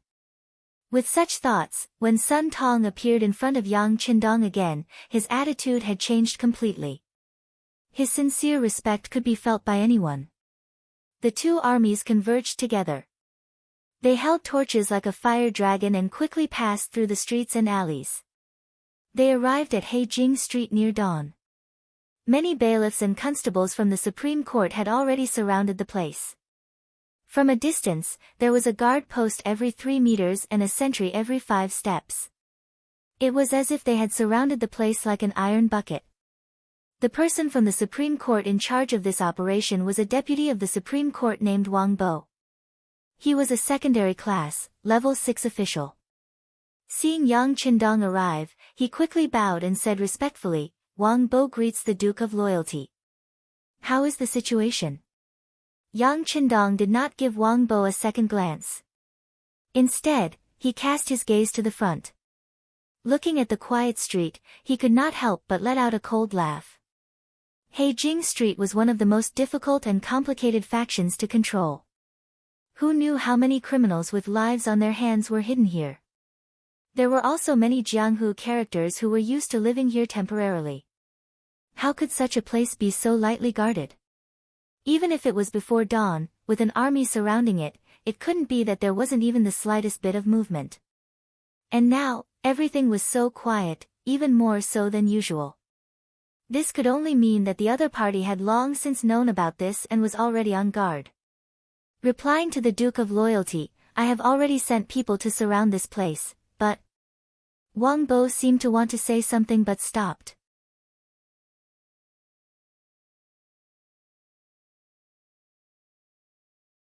Chapter 306. But what about it? Yang Qindong originally thought that the other party would be dignified and might even ask for credit because of this. It was not impossible. Facing Yang Qindong's curiosity, Wang Bo seemed to hesitate for a moment, then said as if he had made up his mind, but according to this official's experience, these bandits should have been alerted a long time ago, or else they wouldn't have been so quiet. I'm afraid that someone else has already passed on the message. Oh. He thought that this was just an official sent by the Supreme Court, and that he was only cooperating with him on the surface to clear his relationship with him. He didn't think that he would have such knowledge. Most importantly, what he said was the truth. While Yang Qindong was puzzled, Sun Tong walked up and whispered in his ear, "This official knows this Wang Bo. He is quite capable, but because of his poor family background, he didn't have the money to send gifts to the higher-ups, so he has been ostracized and hasn't been promoted." After saying this, Sun Tong took the initiative to retreat to the side. He believed that he had explained the situation quite thoroughly. As expected, Yang Qindong nodded as if he understood everything. However, he definitely wouldn't be reassured by just a few words from others. Therefore, he continued to question Wang Bo, "Lord Wang, now that things have come to this, what do you think we should do next? If this official is so bold, I would like to ask the Duke of Loyalty to take back the order. We will leave for now and wait for the right time to strike." Wang Bo hesitated, thinking about the huge distance between them and how to phrase his next words. But when he thought about it, with his ability, if he thought of something and made a hint, he would be overestimating himself. Now wasn't the time to play any tricks, so he might as well say it directly. This way, after expressing his loyalty, he would have no regrets about how things would develop. Wang Bo actually advised Yang Qindong to take back the order to attack. Sun Tong was startled at first, then he bluntly reprimanded, "How dare you say such things in front of the Duke of Loyalty? What are your intentions?" Even though Sun Tong was a military officer, he was still a secondary class rank 5. He had the right to reprimand Wang Bo, who was a secondary class rank 6. Most importantly, he had already gained the initial approval of Yang Qindong, so it was even more reasonable for him to say such words at this moment. "I was too rash." After being pointed out by Sun Tong, Wang Bo hurriedly admitted his mistake. Yang Qindong, who was standing at the side, naturally chuckled. How could he not see that the two of them were clearly putting on a show here? Since Sun Pong had spoken up for Wang Bo before, it was clear that they knew each other and even had some friendship. At this moment, he was only saying these words to offend the other party. Wang Bo naturally knew this, so he stopped at a certain point.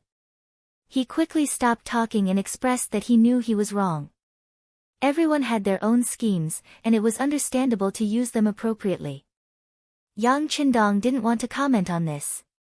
Since he knew the truth, he casually waved his hand and said, "Forget it, official Wang also had good intentions." Hearing these words, Sun Tong and Wang Bo both let out sighs of relief. It was good that they weren't blamed. Moreover, hearing the meaning of these words, the Duke of Loyalty understood everything. Since it was like this, then the operation tonight could be cancelled.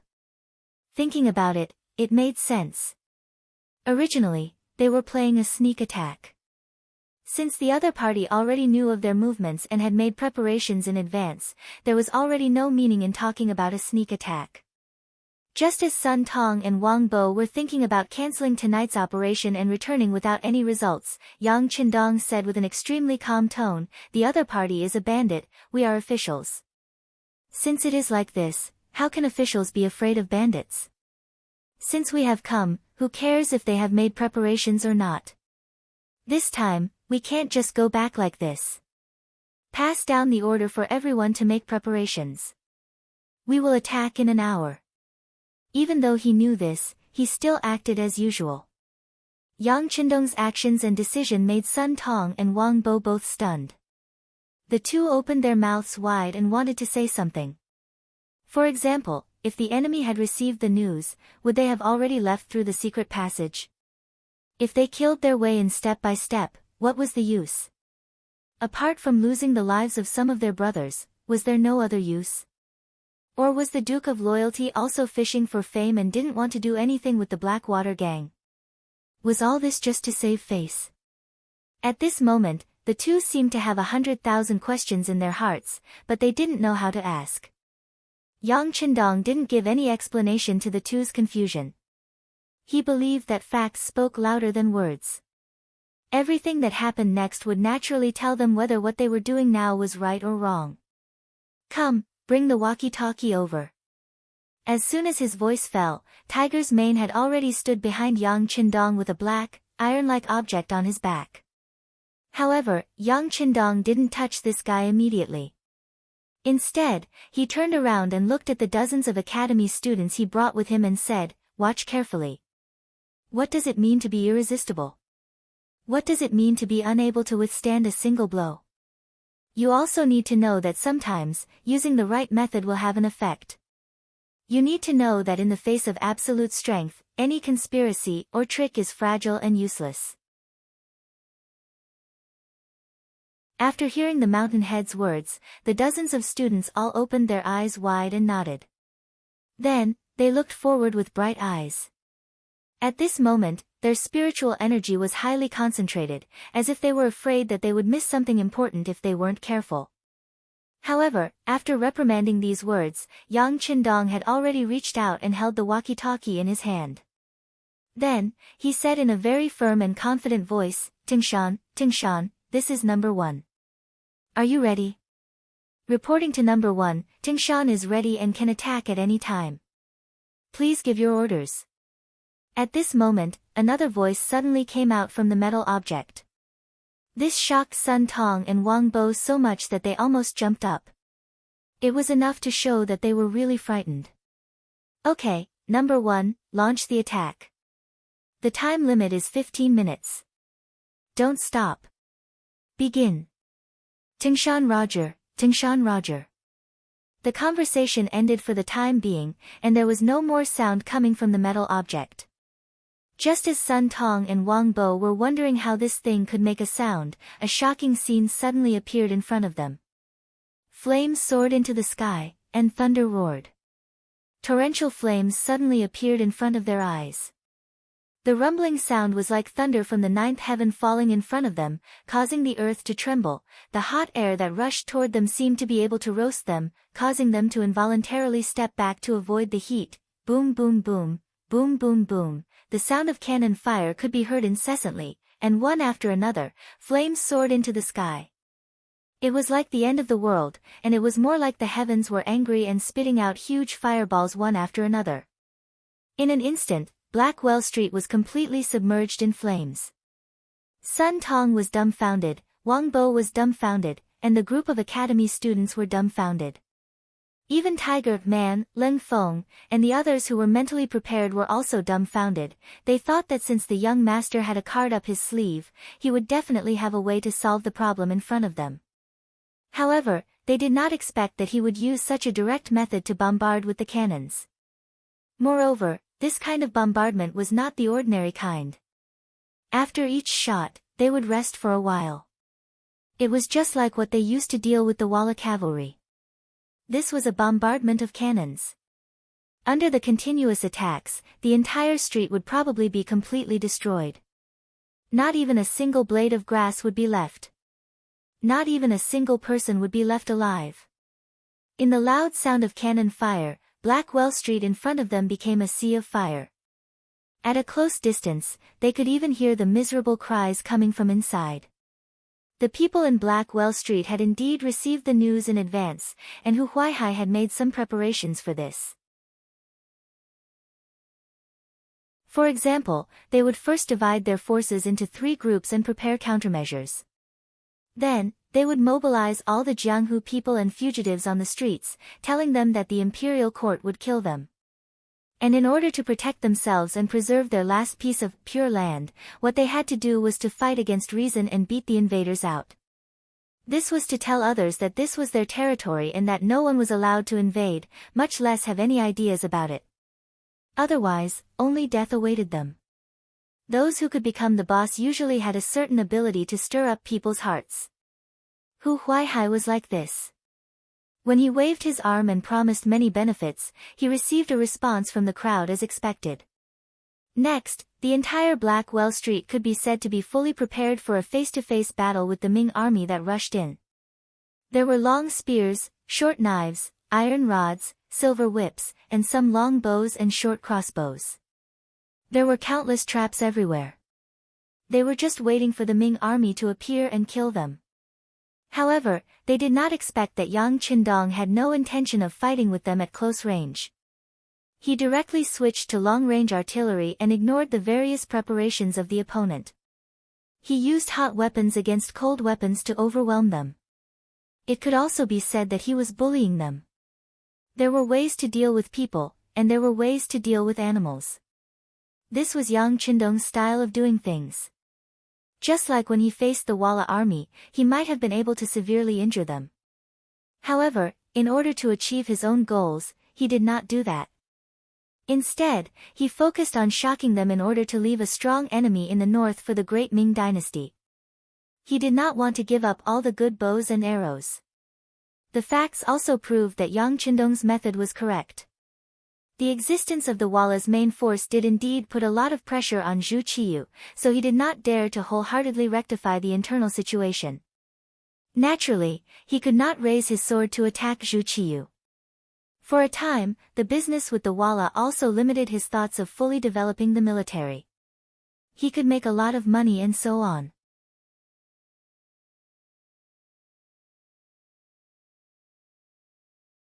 Chapter 307. He had shown mercy to the people of Walla because it was related to the overall situation. However, he would not show any mercy to these evil forces who dared to provoke him. There were no longer any commoners in Blackwell Street. Those who stayed there were either fugitives with a life or members of the Jianghu with evil intentions. They could no longer be regarded as human beings. Since that was the case, why would he need to show any mercy to them? All he needed to do was fight. Since he was ready to fight, how to obtain the greatest victory with the least cost was the problem that Yang Qindong had to consider. His opponent was so strong that he did not care about his life, especially when he had made preparations beforehand. Under such circumstances, if he just attacked blindly, he would lose many people. Furthermore, there were rumors of a secret passage. It was very likely that even if he paid the price and charged in, he might not be able to kill the main culprit. If he could not remove the root of the problem, then the danger would be even greater. At that time, the enemy would be in the dark while he was in the light. The feeling of being on guard for 1,000 days would be very unpleasant. Yang Qindong was not an indecisive person. When he could act swiftly and decisively, he would not be wishy-washy. Therefore, he directly chose to cover the area with cannon fire. Not only would he be able to beat up his opponent, but he would also be able to intimidate the other officials. He believed that after this incident, anyone who had any ideas about him would have to consider the consequences, right? Imperial City, Imperial Palace. The Earth Dragon has turned over. Quickly find a place to hide. Don't panic, don't panic. The cannon fire continued and landed on the ground. Even the Imperial Palace was shaken. Some experienced people shouted that it was an earthquake. Therefore, the entire Imperial Palace was in chaos. It was 3 or 4 o'clock in the morning, which was also the time when people were in deep sleep. The sudden tremors woke some people from their dreams and caused chaos. Even Dai Zong Zhu Qiyu, who was sleeping with a concubine in the bedchamber, was awakened by the tremors. Then, she instinctively rolled to the ground and hid under the dragon bed. "Your Majesty, Your Majesty!" The concubine was still shouting from the bed. Outside the door, Jining also rushed in, her voice urgent. The people in the imperial palace, regardless of their occupation or status, had to do one thing if they wanted to live a better life, and that was to gain the trust and recognition of the emperor. Once something happened to the emperor, these people would be like rootless duckweeds. In the end, they would be washed to the side by the waves and wither away, becoming a complete waste. Therefore, the emperor's safety also represented the safety of many people. Shouts rang out everywhere. Zhu Qiyu, who was hiding under the bed, said with a hint of panic in her voice, "We are here, we are here. My beloved subject, quickly find a place to hide." "Hide." "Yes, yes." Jining and the concubine both agreed. Then, they each found a seemingly safe place to hide. They prayed in their hearts, praying that the earth dragon would flip over quickly to ensure their safety. The ground trembled and the rumbling continued for about an hour before it finally stopped.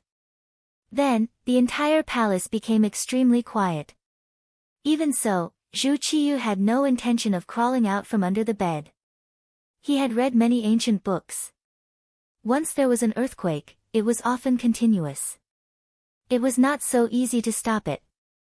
He was still thinking that it would be better to stay like this and wait for the sky to completely brighten before finding a spacious and safe place. However, this idea was completely changed with the entrance of a young eunuch. "Your Majesty, Your Majesty!" A little eunuch stumbled as he ran in. When he entered the door, he almost tripped over the slightly high threshold because he was in such a hurry and fell to the ground. "What are you doing? How can you be so flustered in front of the emperor?" Jin Ying's eyes were sharp. With the help of the candlelight in the bedchamber, she saw that the young eunuch was one of her trusted aides. She pretended to be angry and asked. The young eunuch finally saw Jin Ying. He hurriedly knelt on the ground and said anxiously, "Eunuch, the earth dragon did not flip over. It was the Duke of Loyalty and Courage who was having sex." "What do you mean by having sex? What exactly is going on?" Jin Ying only heard a little more clearly after the young eunuch repeated it twice. However, she was also puzzled. She had seen cannons being fired before. The artillery battalion of the Great Ming Dynasty had fired 2 cannons when it was first built. Although the noise was not small, it was still within an acceptable range. How could it be like this time, where the sound was as loud as thunder and the earth trembled because of it? Yes, it was indeed having sex. "We sent someone to follow the Duke of Loyalty and Courage to bring back the news," the young eunuch said solemnly. He looked as if he was willing to guarantee it with his life. It was really having sex. Jin Ying also knew that the young eunuch under her command would not dare to say anything about this kind of thing.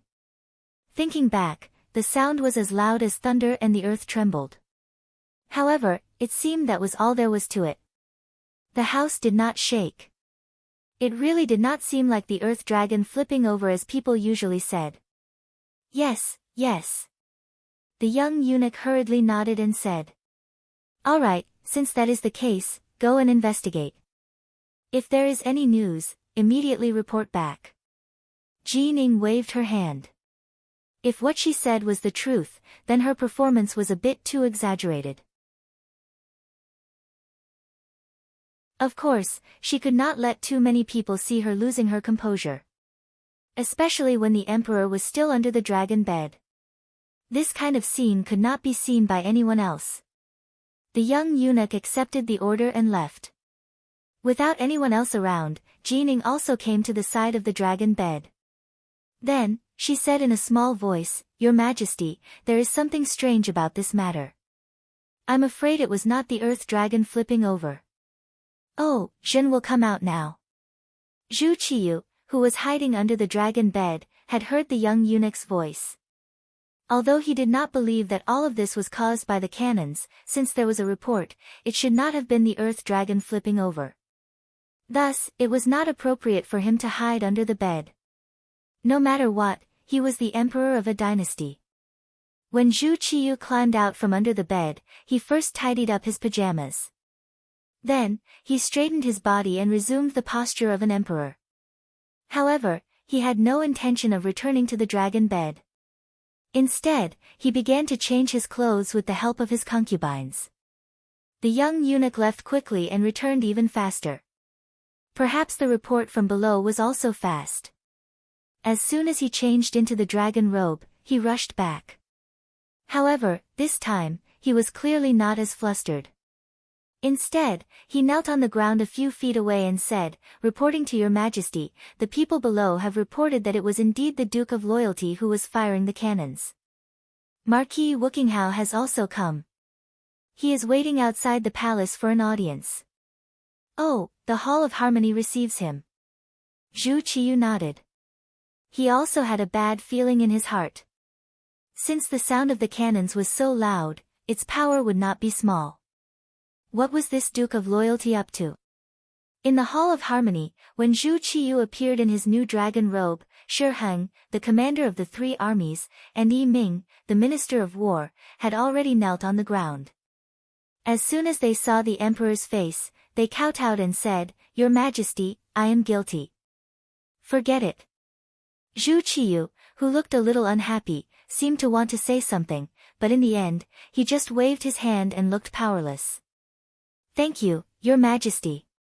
Shi Heng and Yi Ming were in charge of the army, and the other was in charge of the equipment and logistics of the Ministry of War. Now, the sound of the cannons suddenly came out like an earthquake in the city. They did not know before, so they had to bear the crime of dereliction of duty. If the emperor wanted to, it was possible that he could use this reason to replace them. In this way, they had to admit their guilt. At least they had a positive attitude. It was impossible to say that Zhu Qiyu did not have a little anger in his heart. He was the emperor, the master of the world. But when did something happen that even the master did not know about? But although he was angry, there was no better person to use. Fortunately, whether it was Shi Heng or Yi Ming, they were still loyal. Since that was the case, what harm was there in forgiving them this once? With a temper and patience that had no choice but to tolerate everything, Zhu Qiyu sat on the dragon throne with Jin Ying's help. Then, he looked at the two kneeling people in the hall with a heavy gaze. "Tell me, what is going on? And how are you going to deal with it? If such cannons suddenly fall on the imperial palace, how will I deal with it?" Zhu Qiyu could not be blamed for being so cautious. His life was already threatened. If it were anyone else, they would not be able to remain calm. When these words were asked, Shi Heng and Yi Ming both had bitter expressions on their faces. What happened tonight was indeed somewhat out of their expectations. They originally thought that the Duke of Loyalty had the support of the mercenaries and could not be underestimated. But if they really did fight, there was nothing to be afraid of. The enemy's advantage was that they had good firearms, but their disadvantage was also very obvious: they had too few soldiers. If a fight really broke out and the 150,000 recruits of the capital charged out, each person's spit would drown the enemy. At that time, no matter how advanced one's weapons were, one would not be able to escape the misfortune of being completely surrounded. It was only because the mercenaries were not to be trifled with, and Yang Qindong's existence could effectively intimidate Walla and Zhu Qizhen that there was a need to keep this person alive. This was why they had not truly fallen out with him. Tonight's matter had caused the two who had been very confident to instantly panic. They seemed to have suddenly realized that the matter was not as easy to resolve as they had imagined, and the situation seemed to have become even more grim. Putting aside everything else, just the sound of the earth dragon turning over was not something they could withstand. And if their guess was correct, this was the work of the mercenaries. Then just how many more tricks did they have that they had yet to reveal? Attributing all the credit to the mercenaries could be considered a modern AQ spirit. With this thought, they comforted themselves and hoped that the situation would not be too bad. For example, once they had a good relationship with the mercenaries, wouldn't they be able to use these powerful firearms? If that was the case, a bad thing would become a good thing.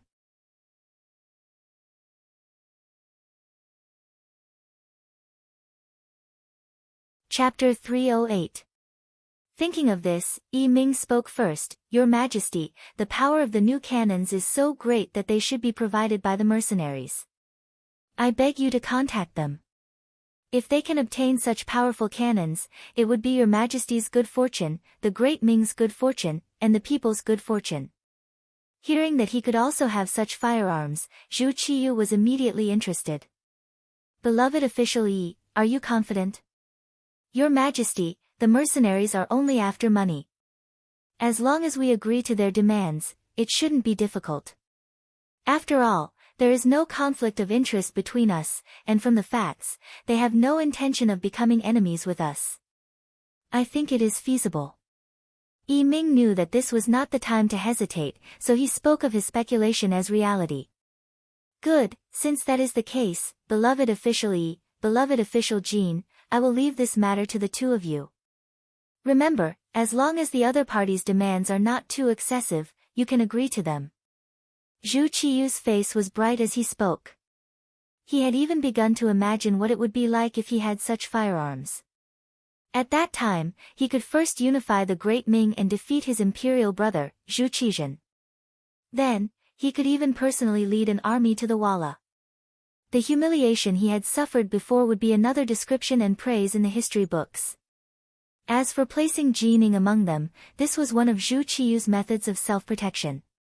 After all, the power of the cannons was too great, so great that it could threaten his life at any time. Since this was the case, he had to have it in his hands. Otherwise, he would not be able to sleep peacefully in the future. After Yi Ming spoke of the cannons, the kneeling Shi Heng also spoke. Your Majesty, everything is ready. I suggest that the soldiers of the Datong Prefecture, the Kaiping Guard, and the Guangning Guard be replaced with the soldiers of the capital. I ask for your Majesty's permission. This is something that has already been discussed. Since beloved official Shi has mentioned it, we will immediately do it. Zhu Qiyu was well aware of the change in guard that had been planned for a period of time. She originally wanted to wait for a while before discussing it, but since Shi Heng mentioned it now, she decided to get it done immediately. Speaking of which, the change of guard this time was very confidential. Only the Emperor Zhu Qiyu, Chief Eunuch Jining, and Marquis Wuqinghao Shi Heng knew about it. Even the Minister of War, Yi Ming, was kept in the dark. Now, when he heard the conversation between the Emperor and Shi Heng, he, who was kneeling on the side, was confused. Fortunately, Shi Heng gave him a look, which meant that he would explain this matter later. This prevented Yi Ming from feeling that he had been excluded from the highest authority. One was to build a good relationship with the mercenaries and have deeper contact with them. The other was to change the defense of the army. After the conclusion of the two matters, the discussion about tonight's bombardment in the imperial palace also ended. As for what would happen next, they would discuss it after seeing the results of tomorrow's battle. Zhu Qiyu turned and walked towards her sleeping quarters. There was still some time, so she could go back to sleep. Jining followed her step by step. Leaving Shi Heng and Yi Ming behind, she walked backwards out of Zhanghe Palace. As soon as he stepped out of the hall, Yi Ming straightened his stooped body and asked curiously, Governor Shi, can you tell me more about the change of guard? Of course. Shi Heng had a smile on his face. Once the guard was changed, many things would be involved. He needed the support of the Ministry of War, and there were some things that needed to be explained. Actually, His Majesty just casually mentioned it. I'm sure that Minister of Rights also knows about it. After defeating Walla, some people's reputations are too great. In addition, they saved more than 70,000 soldiers from Walla's army. Most of these people have returned to being soldiers and heroes. They are all grateful for a certain person's great kindness. Does Minister of Rights think that His Majesty can use this kind of army without worry? That's why His Majesty decided to change the guard. Yi Ming was extremely intelligent and immediately understood the crux of the matter. Once the guard was changed, the soldiers coming in were from other guard posts. They had not received the kindness of the Duke of Loyalty and Courage, so they could be used without worry. Yes. This time, the emperor was willing to use money to change the guard, and the constant waves of conscription in the capital were even suppressed by His Majesty precisely for this reason.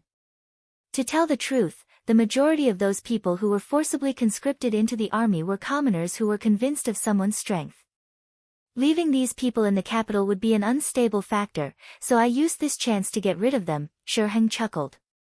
So what if you, Yang Qindong, are formidable?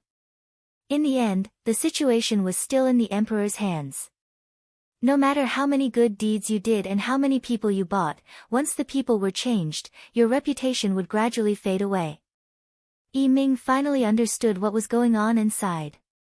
His Majesty's move is truly formidable, taking away the firewood from under the cauldron. Right, what about the Black Well Street matter? I was hoping that they'd cause some trouble, but it seems that we were happy for nothing. Let's drop this matter.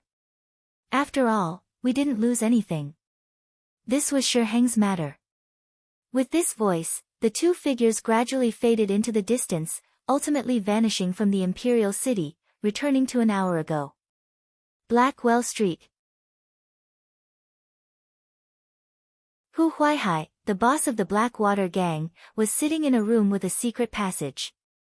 He was listening to the intelligence gathered by his subordinates. For example, the entire street had been surrounded by people sent by the Supreme Court, and a large number of officers and soldiers were swarming in this direction. Second Master Wu Yong had long ago analyzed all of this, so Hu Huaihai naturally knew what was going on. It was precisely for this reason that he was in no hurry, only lightly nodding to indicate that he understood. He gave off the feeling that everything was within his plan, and his subordinates trusted him even more. In fact, Hu Huaihai was also prepared. On the entire Black Well Street, the Blackwater gang had at least 500 people set up an ambush. In addition to some desperados and notorious Jianghu people who sought refuge here, there were at least 1,000 people, and all of them had some skills. They were not people that ordinary soldiers could deal with. In addition to the geographical advantage, it would be even more difficult for the Duke of Loyalty to deal with him, and it would be impossible for him to do so without paying a heavy price. Not to mention that even if the situation was more dangerous, he could leave through the secret passage, and then second brother and third brother would take action. What danger would there be? At this moment, he could even see the scene of Yang Qindong being killed. It was precisely because of these backup plans that Hu Huaihai's face was naturally calm and fearless at this moment. However, all of this was changed by the earth-shaking rumble of cannons. Seemingly without warning, just when the villains on Blackwell Street were ready to fight a bloody battle at any time and cause the soldiers to be rebuffed, there were suddenly streaks of fire whizzing down from the sky, followed by a deafening sound that could shatter one's eardrums.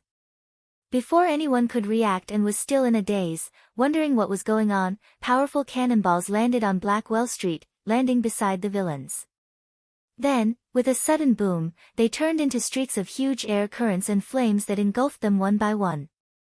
The rumble of the cannonballs shattered the understanding of these villains. Just when they thought that the Ming army would launch a charge and they were waiting, the cannonballs that fell from the sky and the cannonballs that could form a radius of several feet as soon as they landed on the ground struck all of their confidence and self-esteem into nothingness. They were struck until there was nothing left, nothing at all. Even Hu Huaihai, who was waiting quietly in the room, was frightened by the sound of the cannonballs. After a full 10 breaths, he seemed to have woken up from a dream. The first thing he did was to quickly rush toward the entrance of the secret passage, thinking, "It's over, it's over, it's all over." Hu Huaihai's reaction was not slow. His body nimbly slipped into the secret passage, but in the face of this kind of aimless cannonball that completely covered everything, the so-called secret passage was not safe. This was because at this moment, a cannonball landed beside the small courtyard. The powerful shock caused a huge pit to appear in the ground. Under such power, the secret passage naturally collapsed. This boss of the Blackwater gang, who could cover the sky with one hand on Blackwell Street and even had no regard for the law, was blocked in the secret passage. Then, a large amount of dust pressed down on his body. He shouted and screamed, flailing his arms and legs, but all of this could not change the fact that he was drowned. A suffocating feeling swept through his body. At this moment, perhaps there was only one thought in his mind, and that was regret. If he could redo his life, he would definitely not choose to offend the Duke of Loyalty. The sound of the cannonball rang out, spreading far and wide. Third Master Qi Lu's group that was rushing toward the young village could not help but stop. Looking back, based on his intuition, he could tell that the cannonball should have landed in the direction of Blackwell Street. He could not help but frown, but the straightforward Third Master Qi did not intend to stop the operation. In his view, he had lost face and was actually injured in the hands of a small servant. This hatred had to be avenged. Otherwise, where would he put his face? How would he be able to establish a foothold in the Jianghu in the future? It was precisely because of this worthless face that Qi Lu did not intend to retreat even though he knew that the situation had changed. He led a total of 200 brothers of the Blackwater gang to the young village that was 15 li south of the capital. The outer courtyard of the young village. Battalion Commander Wu Sheng, who was ordered to wait here, saw huge bursts of fire coming from the direction of the capital and heard the sound of cannonballs. He said excitedly, "The young master has made his move. Next, it's up to us brothers. Everyone, listen up. Once the enemy appears, don't hesitate to beat them up. Beat them up until even their parents can't recognize them."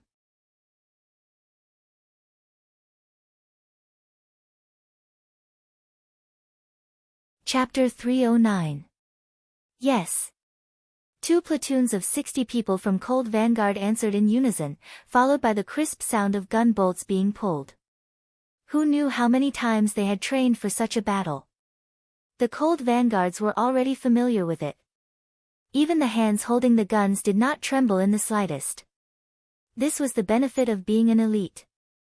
All along, Yang Qindong had been walking the path of elite soldiers. After going from the front lines to the military supply department, he knew how big the expenditure of a large army was. At that time, he was really shocked. It was not an exaggeration to say that it was an astronomical figure. It was because he knew how much money was needed to sustain an army that he had to train the most elite Cold Vanguards. Quality was more important than quantity. This was to reduce the financial losses while at the same time, they could do more things. Now, it seemed that he had made the right choice. At least the Cold Vanguards were extremely elite. On the battlefield, with advanced firearms, 1 against 10 or even dozens of people would not be a problem.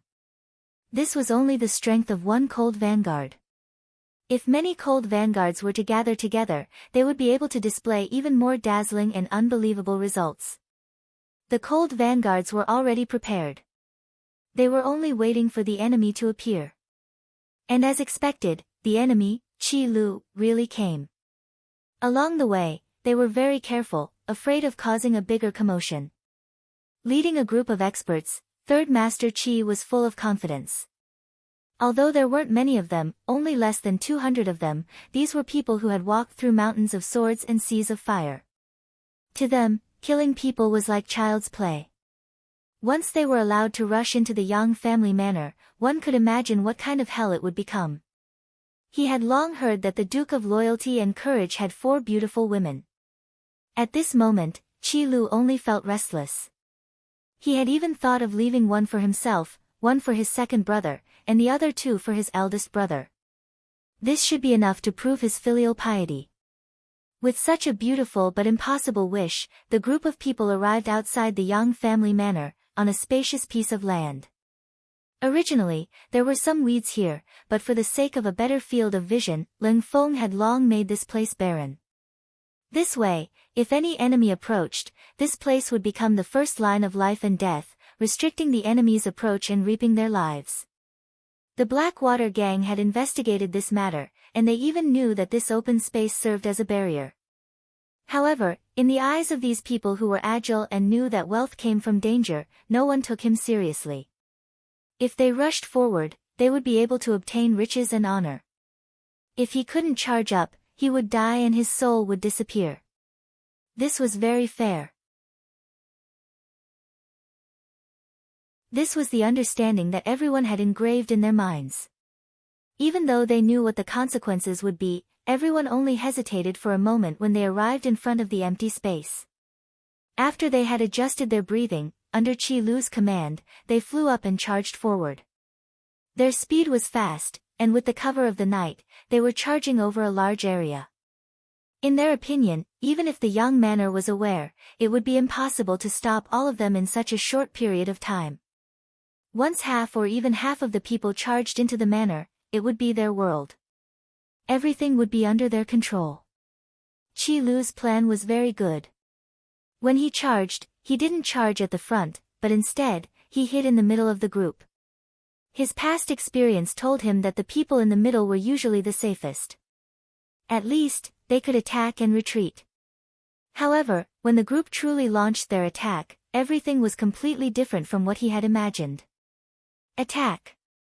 Seeing the black shadows approaching, Battalion Commander Wu Sheng, who was hidden in the darkness and had 2 platoons of soldiers by his side, gave an order. 60 soldiers of the Cold Vanguard aimed their guns at the empty space in front of them at the same time. Then, there was a series of crackling sounds like firecrackers. Streaks of fire were shot out from their muzzles, flying straight out and accurately hitting the black shadows in the distance. What was a harvester? What was a tornado? What was a barren land? The current scene was a good example of this. As the concentrated gunshots rang out, the black figures that were running forward fell to the ground one by one. Puddles of fresh blood blossomed as if they were worthless, causing the originally clean ground to be left with patches of blood stains and crimson fresh blood. Holding the Type 95 class machine gun in his hand, Battalion Commander Wu Sheng's right index finger kept moving. 2, 2, 2. Bullet shells flew in all directions, and the black shadows fell to the ground.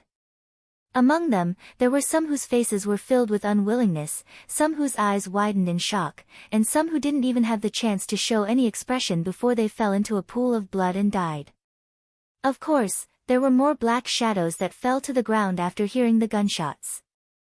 Among them was Qi Lu, Master Qi San. He already knew that the mercenaries' guns were powerful, so he was mentally prepared. But when he saw that no less than 56 people had died, and more than 30 people were injured, Qi Lu still couldn't accept this result. But there were some things that had already been done, so there was no room for regret. Just like now, since he had already rushed out, he couldn't even retreat now. Everyone listen up. Move forward carefully and lower your body. Whoever rushes into the manor first will be rewarded with 500 taels of silver by the boss. When there was a great reward, there would definitely be brave men. Knowing that there was no way out, Qi Lu issued a great reward. At that moment, the black-clothed people that were originally lying on the ground seemed to have come back to life. One by one, they started to crawl forward, just like how Ling Feng's subordinates crawled forward during training. Crawling like a dog. Interesting. Battalion Commander Wu Sheng, who was more than 100 meters away, used the night vision device to clearly see the performance of Qi Lu and the others. When he saw how imperfect they were when crawling forward, and how some of them even had their buttocks raised high, he couldn't help but laugh out loud. Fortunately, they were the enemy. If they were his subordinates, and their movements were so imperfect, he would have stomped on them long ago. Come on, brothers. The competition has begun. Let's see who gets the most hits. When we return, it will be recorded clearly in the merit book. Now, let's start with Class 1. Remember, you only have one chance. After that, it will be Class 2. No one is allowed to fight, and no one is allowed to mess around. Whoever breaks the rules will have their merit taken away. Wu Sheng's voice was sometimes serious, but sometimes excited. He treated the actual battle in front of him as a training exercise, a military exercise. With such a relaxed attitude, the other Ling Feng members were also relaxed, and they were able to show their best side. Class 1, get ready. Fire. Bang, bang, bang, 10 gunshots rang out, and 7 of the crawling black-clothed people stopped moving in an instant. Class 1, 7 people have been hit in the first round. Class 2, get ready. Wu Xing's voice rang out in a timely manner. What followed was Class 2's first round of shooting. Another 6 black-clothed people were hit and stopped moving. Class 3, get ready. Wu Xing issued one order after another. The number of black-clothed men was reduced one by one. Originally, there were at least 100 people in the group, but after a round of roll call, not even half of the 50 people were left alive. Qi Lu was quite lucky. Because he had been lying on the ground and did not dare to move, no one hit him in this round of roll call.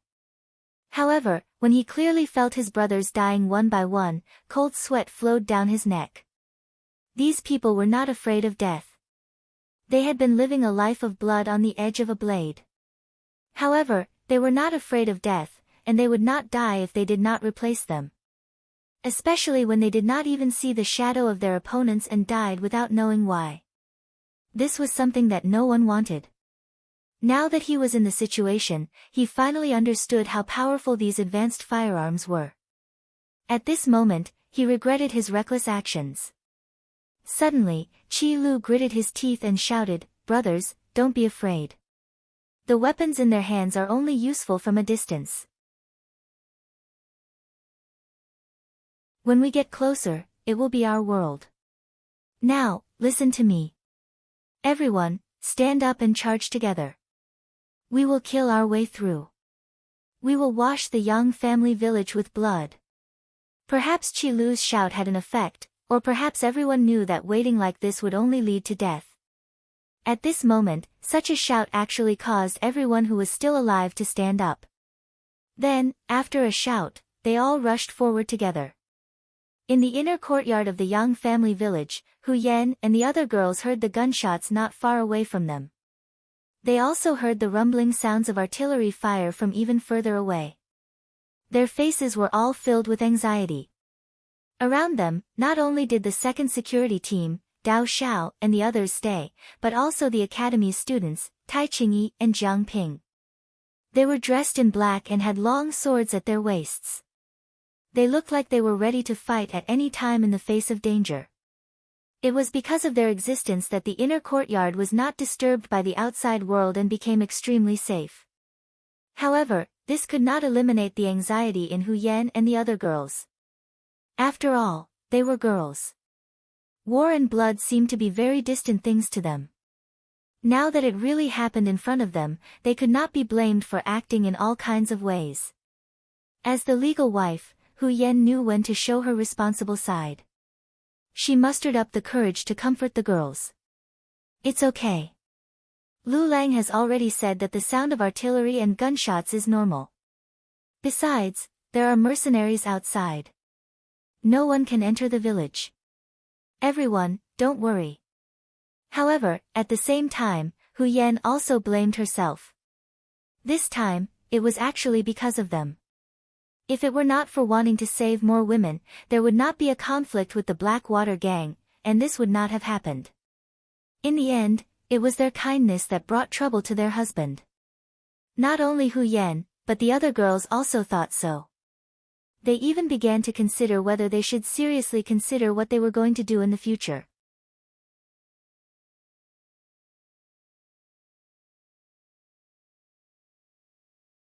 Chapter 310. In a courtyard not far from the main courtyard, Junko and Kobayashi were also looking up at the distant fire in the capital. Under the night sky, it seemed that the place had become red. "Kobayashi, you once stayed with Imperial Father for a period of time and heard some teachers talk about the power of cannons. In your opinion, is what they said credible?" Junko's face was very calm, but only she knew how excited and even a little scared she was at this moment. "No, I've heard that the Great Ming Dynasty has cannons, but I heard that it's just a line. How could it cause such a big movement?" Kobayashi shook his head, his face full of shock. It could be seen that at this moment, he was more or less scared. "What a pity." Junko shook her head helplessly. It's a pity that he didn't let us go to the scene in person. We can only wait for the other students to come back and inquire about it. But in the end, we heard it from others, so it's not that real. Yang Qindong didn't allow the girls to go to the scene to observe, which naturally made Junko dissatisfied. But she also knew that since it was his order, there was no reason to not carry it out. He had always been a man of his word, and this was one of the deepest impressions Yang Qindong left on Junko.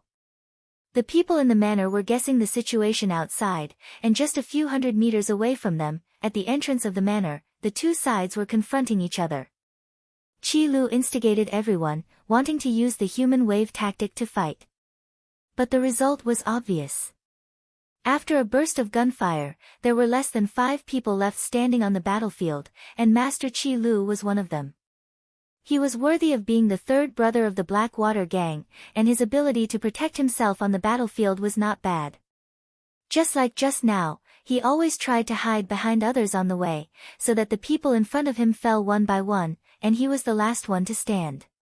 The reason why he was able to stand until now was not because the Cold Front's marksmanship was not good, or because they lost their aim, but because Wuxing gave the order to stop shooting. Yang Qindong had said more than once that if you have a gun, don't use a knife, and if you can kill from a distance, don't fight in close range. However, when there were only 5 opponents left, Wuxing still decided to use close combat to win. He knew that Yang Wu was injured, and he recognized that one of the 5 people was the one who had injured Yang Wu. Since that was the case, it was time for an eye for an eye. Since they dared to hurt the people around the young master, it would not be easy even if they wanted to die. You are Qi Lu. He placed the Type 95 class machine gun in the hands of a Ling Feng. Wuxing said as he walked towards the center of the battlefield with a tri-edge army knife in his hand. I am 3rd Master Qi. Who are you? Seeing that the other party was no longer shooting and was about to engage in close combat, a glimmer of hope appeared in his lifeless eyes. He was even considering if he could take the person down and use him as a hostage. Even if he couldn't kill his way into the Yang village, he could at least leave safely. What are you thinking? Are you thinking of taking me as a hostage? Wuxing chuckled when he saw that Qi Lu's eyes were rolling non-stop.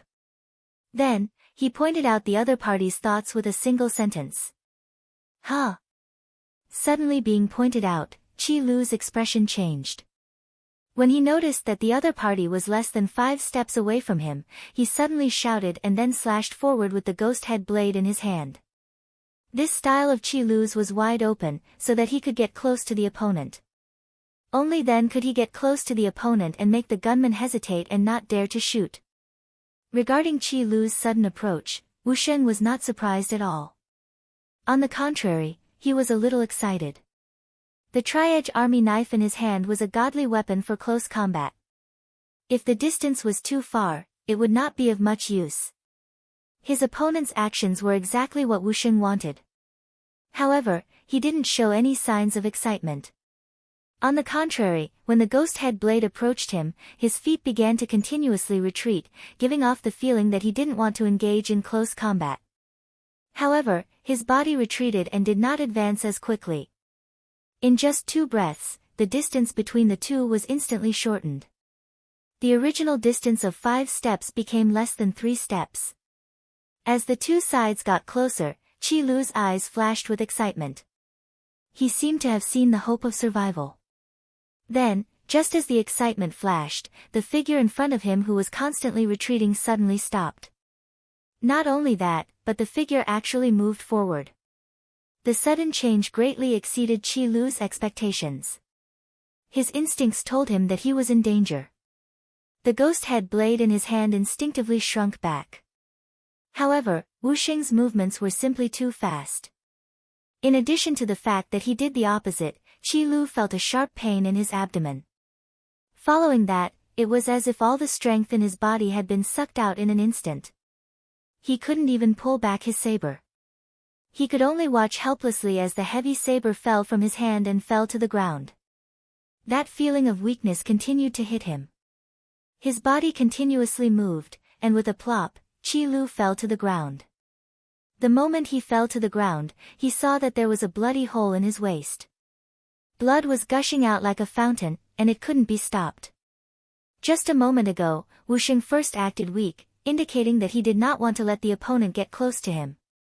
Then, he suddenly retreated in order to advance.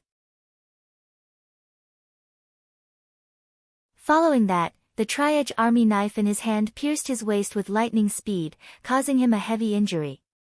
There was no need to mention the might of the tri-edge army knife.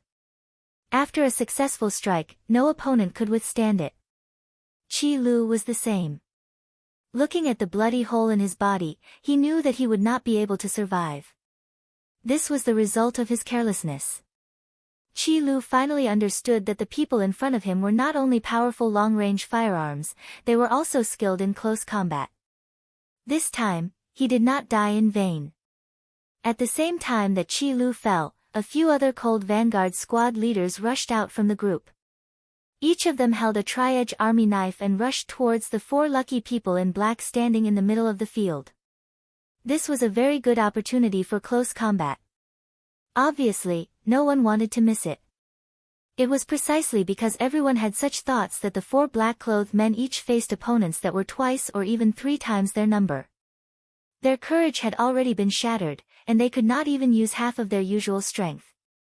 Facing such an elite Ling Feng, the result was obvious. After just a dozen breaths, not a single black-clothed man was able to stand unscathed. Clean up the battlefield. Also, ask fifth brother to come out. Wusheng said with a red face after injuring Qi Lu in one move. As for Qi Lu, who was still bleeding on the ground, he wasn't dead yet, but the feeling was far more terrifying than death. He finally understood why the other party didn't use the gun to finish him off. It turned out that the other party wanted to torture him, to watch him slowly die from excessive blood loss. The scene of flames soaring into the sky was not only seen by the people in Yangjia village. Even Wu Yong, who was leading people to ambush the Duke of Loyalty, saw it. After determining the direction, Wu Yong's heart sank when he confirmed that the source of the flames was Blackwell Street. He had calculated everything, but he did not think that the Duke of Loyalty would have such powerful cannons. Moreover, they had ignored the fact that Blackwell Street was located in the capital and fired without hesitation. Compared to other people, Wu Yong's thoughts were more meticulous. This allowed him to understand Yang Qindong's past even more clearly. It was because of this that he knew how this person had intimidated the Walla's leader, Yes Hen, and made him withdraw his troops and return more than 70,000 captives. This was the first time the words cannons had appeared in his mind. It also made him wonder if the Duke of Loyalty would use cannons to attack Blackwell Street. However, this thought only flashed through his mind for a moment, not for anything else. Because Blackwell Street was located in the capital, no matter how bold the Duke of Loyalty was, he would not dare to use such powerful cannons. On this point, Shi Tao, who had been sent by Yi Ming, confirmed that the great Ming dynasty did not find any cannons left behind by the mercenaries. Seeing all these signs, Wu Yong was finally relieved. He waited here with peace of mind, waiting for the rabbit to appear. But he never thought that the cannons would really appear. Thinking that even Yes Hen was so afraid, Blackwell Street would have been in a sea of fire. Praying that his elder brother, Hu Huaihai, would be fine, Wu Yong was even more determined to wait here for Yang Qindong. Not for anything else, this person was so bold to use the cannons. He was probably proud of himself now. In this way, the defense would be relaxed, and it would be a good time for him to attack. Wu Yong even thought that this was a once-in-a-lifetime opportunity, and he had to seize it. But he did not know that compared to playing tactics, Yang Qindong, who had lived for hundreds of years in the future, had seen and heard far more than him. Just like now, when Wu Yong was ambushing Yang Qindong 5 miles outside the city gate, Tai Hu of the Langia Special Forces was also leading his team members here. Since he had decided to attack the Blackwater gang, of course, he had to be more careful and more prepared. Therefore, Yang Qindong had been thinking about what preparations he would make if he was the opponent. Obviously, he couldn't forget to ambush them halfway. Thus, he left this matter to Tai Hu. Even in the cold front, Tai Hu was an elite existence. Tai Hu, who had accepted the task, first began to search the city. After all, from the Yongding Gate to Blackwell Street, one had to pass through many streets. If it was an assassin, hiding there was obviously the safest and most hidden. With this thought in mind, Tai Hu began to search after Yang Qindong entered the city. Unfortunately, he did not find anything. Even when he reached the city gate, he still did not see any danger.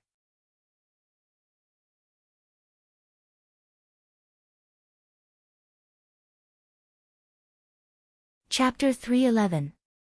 If it was someone else, they would consider canceling the operation. But Tai Hu had always been a serious person. Since the young master said that there might be an ambush on the way back, how could he be careless? He immediately led a group of people out of the city and continued to investigate in the direction of Yangjia village. Under his perseverance, Iron Tiger and Wu Yong finally met.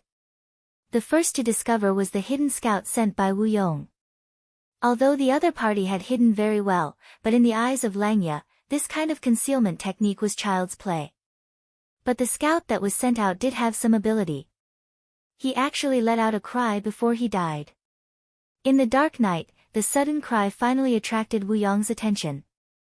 Instinctively, he felt that something was wrong and ran away. Before some of his brothers could react, Tai Hu and his men appeared like divine soldiers descending from the sky. Then, a series of gunshots rang out.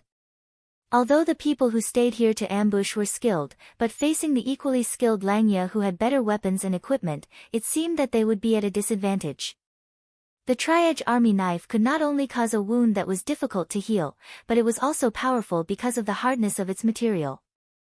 When the user was strong enough, and the battle between the two sides started with an explosive battle, it could easily break ordinary weapons like swords, spears, swords, halberds and so on. Imagine, after a confrontation, one side's weapon broke into two.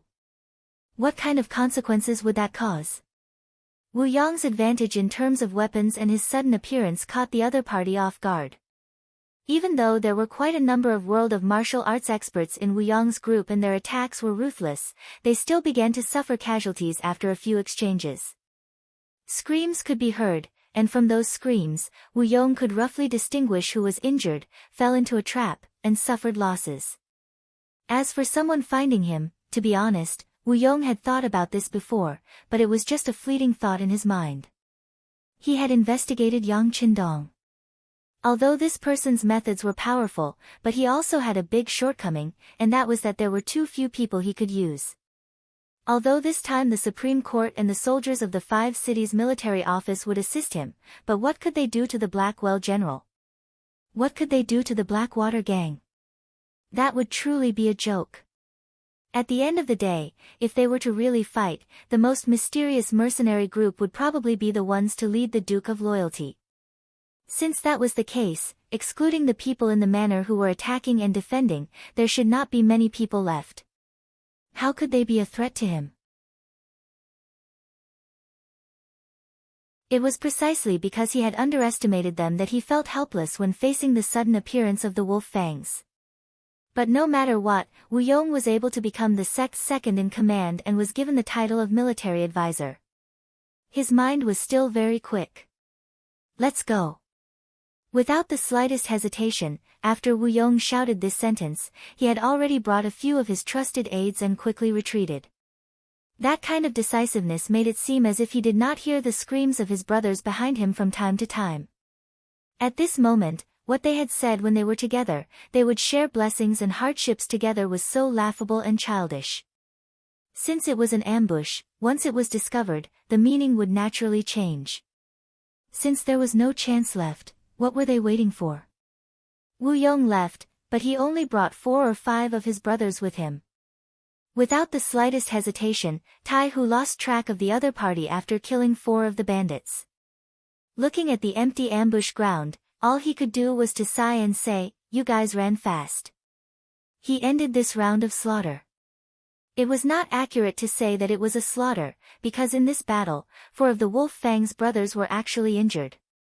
One of the injuries was quite serious. Although it was not life-threatening, he would not be able to get out of bed for at least a month. This result naturally caused the captain, Tai Hu, to be dissatisfied. However, he also knew that although the wolf fangs were the elites of the elites, the strength of the opponents this time was not weak. Moreover, the number of people was several times their own. In addition, they had more training than actual combat, so the opportunity to face off with a blade like this was still too little. But fortunately, as long as no one died, after experiencing today's events, presumably once they recovered and returned, their strength should be on another level. The wolf fangs were unprepared, but still suffered some injuries. It was conceivable that if they suddenly appeared, it might really threaten Yang Qindong's life. Speaking of Yang Qindong, at this moment, he was standing on Heijing Street, commanding the bailiffs, constables, and soldiers of the 5 cities' warden office to clean up the battlefield. They originally thought that this would be a bloody battle. Whether it was the Supreme Court or the 5 cities' warden office, the soldiers who participated in this operation were all nervous. Although they knew that the leader this time was the military god, when they thought of the various deeds of the Blackwater gang, it was impossible to say that they were not at all afraid in their hearts. As a martial artist, fame was originally obtained by risking one's life. If one wanted to climb up, it was impossible to not pay a price and even not take risks. Therefore, some people who thought that they had some skills thought that this might be a good opportunity for them to perform. No matter what kind of mentality they had, what they did not expect was that in the end, Yang Qindong would use this method to solve the problem. The roar of the cannons shook the sky, and the entire Heijing Street fell into a vast sea of fire. It was a completely one-sided attack. What originally seemed to be a very difficult thing was done so easily, which shocked everyone and made them speechless. This was an open scheme. It was an open and above-board method of attack. In this way, the problem was solved and the bystanders had nothing to say. Not only were the bystanders speechless, even the students of the Yang Academy who came to observe this time were dumbfounded at this moment, and their jaws dropped in shock. Before the fight started, some of the students wanted to show off their martial arts skills and test their skills in martial arts that they had learned during this period of time in the academy. The headmaster said that practice was the only standard to test the truth. They were looking forward to a good test. Although they were excited, they were also a little nervous. For example, they knew about the chaos in Heijing Street, and that the Blackwater gang was made up of desperados. Once they fought, there was a possibility of injury or even death at any time. However, out of trust in the headmaster, Yang Qindong asked them to come, so he should be prepared. But they never thought that it would be such a preparation.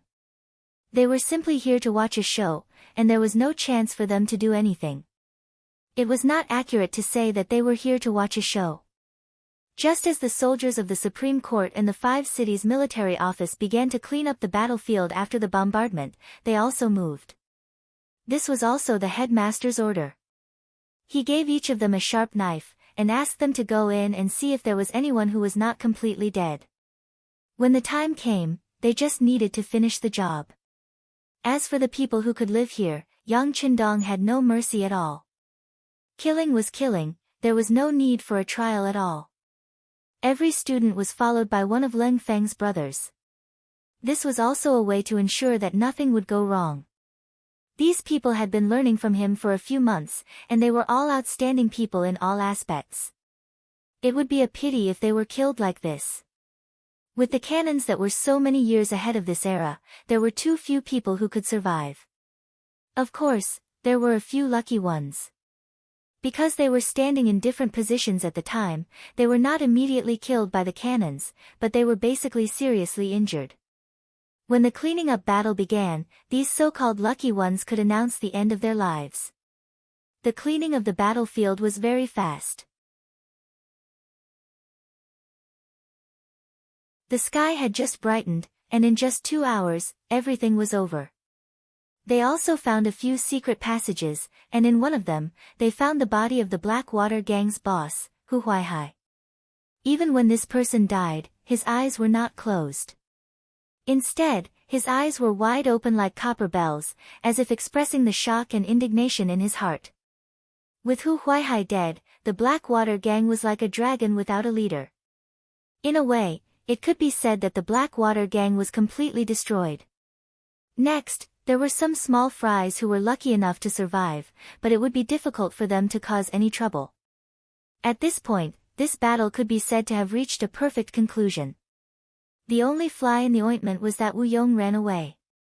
Just a moment ago, 2 pieces of information from the Intelligence Bureau were sent over.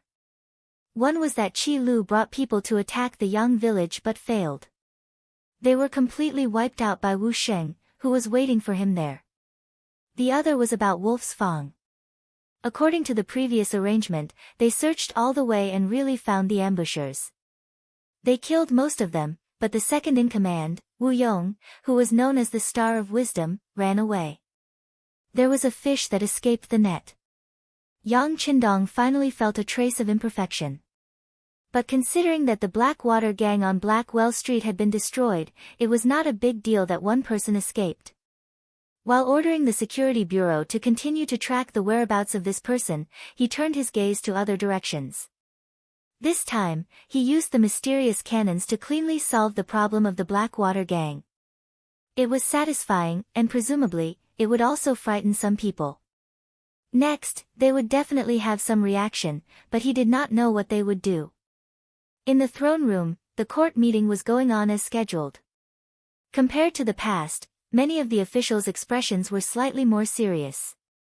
Last night, the rumbling sound of the cannons was like an earth dragon turning over, and no one could ignore it. In the morning, many of the courtiers found out what had happened.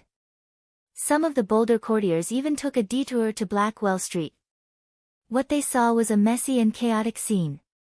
Yesterday, it was still a strategically advantageous situation, but today, it had become a scorched earth. Occasionally, some places were still smoking after the fire. This scene was deeply imprinted in their minds, making them feel the horror of the Duke of Loyalty again.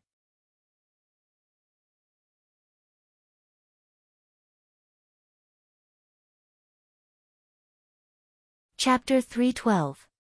Influenced by Confucianism, the Ming dynasty emphasized that the scholar officials and the emperor ruled the world together. Therefore, it is inconceivable now that the position of the scholar is so high. The status of scholars was very high, so there were even more people who flocked to them. Talents emerged in an endless stream, and there was a situation where one person appeared after another. It was precisely because of this that no one could stand high and mighty forever, and no one could fight against everyone with their own strength. But now, there was a Duke of Loyalty. He could make clouds and rain with a flip of his hand, and he did not put everyone in his eyes. He paid attention to doing things his own way, and he was supported by powerful financial resources and military force. His existence naturally became an alternative, a force that opposed Confucianism and the imperial power. Yang Qindong alone occupied one side of the three-legged tripod. This kind of oppression made many people feel very uncomfortable. Everyone had always paid attention to the fact that they were all high and mighty, but they were all controlled by others. Only in this way could there be a balance, and everyone could live a good life. And if anyone violated the rules of the game, even the current emperor could be overthrown. At worst, they could find a suitable and obedient person who knew when to advance and retreat to be a substitute. It was like Zhu Qizhen had an accident, and Zhu Qiyu had quickly replaced him. Even the emperor could be replaced. This was where the scholar officials' confidence came from. This was also the reason why civil officials were higher than military officials. However, the appearance of Yang Qindong broke all these rules. It could be imagined how many people were dissatisfied and voicing their opinions. It happened so suddenly that no one showed it in today's court meeting. Everyone seemed to be thinking about how to unite to suppress this new Duke of Loyalty after going back. But before these people could do anything, the military commander-in-chief among the officials, Marquis Wukinghao Shiheng, suddenly walked out of the crowd and said loudly, "Your Majesty, the new army has been recruited and arranged into an army. In order to increase their combat strength, this subject suggests that they be swapped with the soldiers of the Datong Manor, Kaiping Guard, and Guangping Guard. This way, they will be able to show their loyalty to the emperor by guarding the borders. At the same time, they can also be trained to become qualified soldiers in the shortest amount of time. I second that. Yi Ming, the Minister of War, stood out and echoed Shi Heng's words. The sudden words of the two second-rank officials, one civil and one military, immediately caused the officials to whisper to each other. As long as one wasn't a fool, anyone could see that this had been planned long ago, and had even been tacitly approved by the emperor. When they thought about what had happened in the early hours of the morning, everyone was suddenly enlightened. The so-called changing of the guard, transferring the army guarding the border to the capital, was probably the emperor's counterattack against the Duke of Loyalty and Courage. As foreign soldiers, they were naturally much more obedient than the native soldiers of the capital. Their lack of roots made them even more loyal to the emperor and easier to use. Of course, the important thing was that they were rather unfamiliar with the name of the Duke of Loyalty and Courage. They were far less inclined to believe in the Duke of Loyalty and Courage than the able-bodied men of the capital. If they were replaced with soldiers, the war god's influence in the army would be greatly reduced. In this way, the emperor would have a much better chance of success if he wanted to make a move. Some of the officials couldn't help but shift their expressions. Was the emperor really planning to move against the Duke of Loyalty and Courage? If this had happened a few days ago, even if Zhu Qiyu had wanted to move against Yang Qindong, some of the officials would have tried to persuade him against it. After all, the Duke of Loyalty and Courage was a meritorious subject, and he could not be lightly moved without a good reason. At the same time, this was also for himself. Once he made a great contribution, what use would there be for others to move against him? But what had just happened showed just how frightening Yang Qindong was. In the face of such a subject, there was no master who would not feel threatened. Thus, it would not be excessive to think of ways to strike and even eradicate him. In the crowd, even the Minister of Rights, Hu Chang, and the Minister of Personnel, Wang Zhi, had furrowed their brows for a moment, but they quickly regained their calm and composed expressions. It was true that Yang Qindong's actions had shocked everyone, and it was also true that even the emperor had been shaken. But the two of them did not believe that they would move against this person right now. It was said that the bow should be put away after the birds had flown, but the problem was that this was not the time yet. Whether it was Zhu Qizhen's regime in the south or the Walla in the north, they had not yet been dealt with. If they moved against Yang Qindong now, no one knew what kind of ripple it would cause. No matter how dissatisfied Zhu Qiyu was, he did not dare to move recklessly at this moment. For no other reason than the fact that he could not bear the consequences. Without Yang Qindong, the Ying sect in the south could attack at any time, and there would be no buffer between the brothers. Without Yang Qindong, the Walla in the north could attack once more, and his current strength would not be enough to stop them. Just these two conditions alone were enough. Zhu Qiyu probably also saw this point, so he only made adjustments to the troops. This was also a disguised warning to Yang Qindong that he should not go too far. Otherwise, the Ming army, which had no influence on him, could attack him. Although both sides might suffer losses, no one would be willing to bear such an outcome. Speaking of which, this was just a way to check and balance each other. Since the emperor had done this, it proved that he had no intention of falling out with him, and there would not be any danger.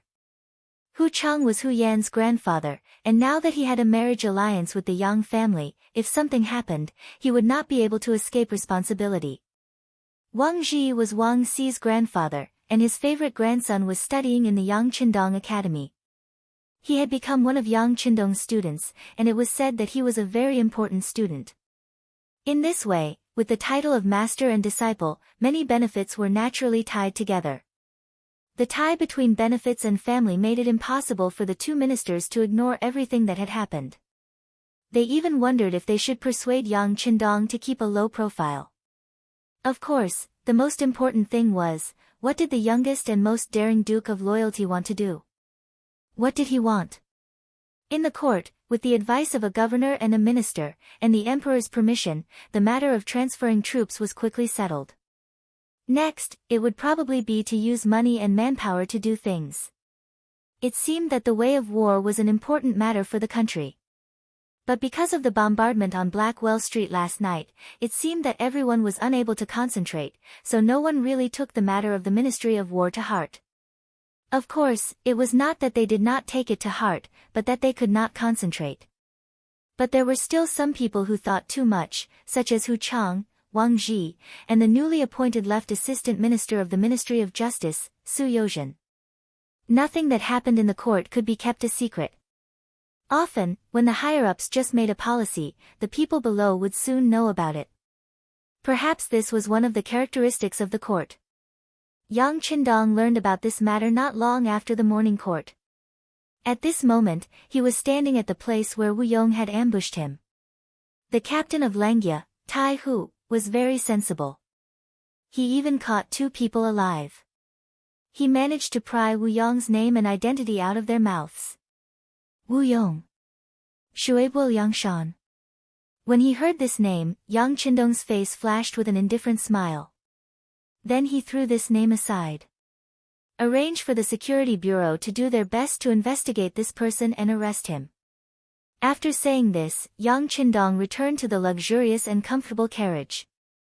As soon as he got into the carriage, he closed his eyes and rested.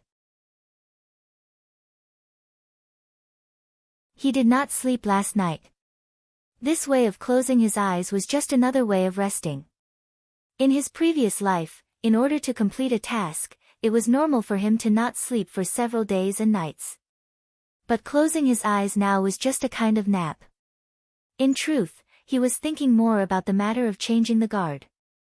He had defeated Walla, become the war god, and rescued 70,000 captives.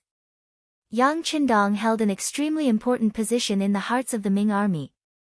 This could be seen from the fact that every time Yang Qindong entered the city, any soldier who saw him would stand at a distance and bow.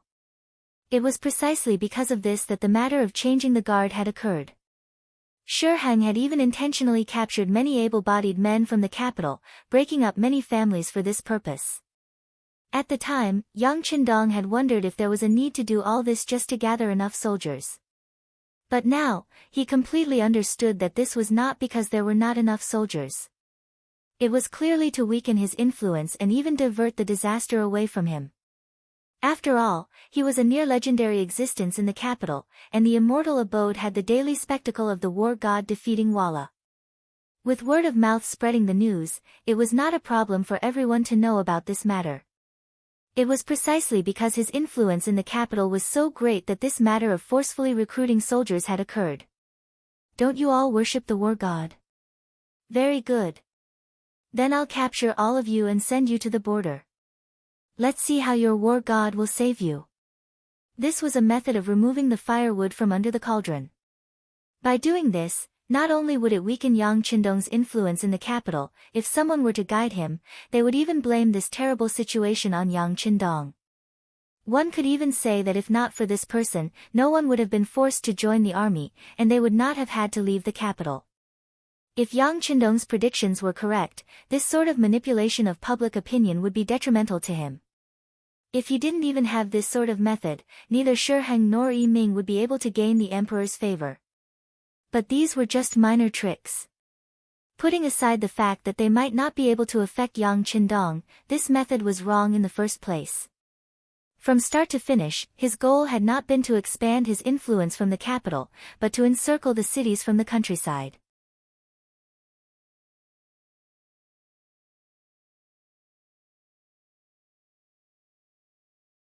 Chapter 313.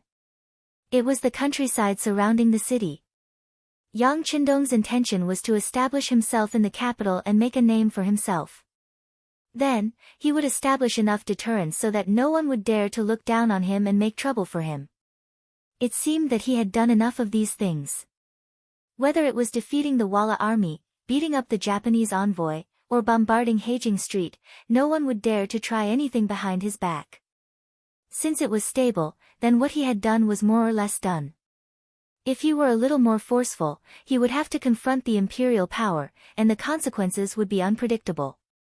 At the very least, young Qindong, who lacked military power and influence, had not thought about what to do in the capital. In the society of the time, news spread very slowly.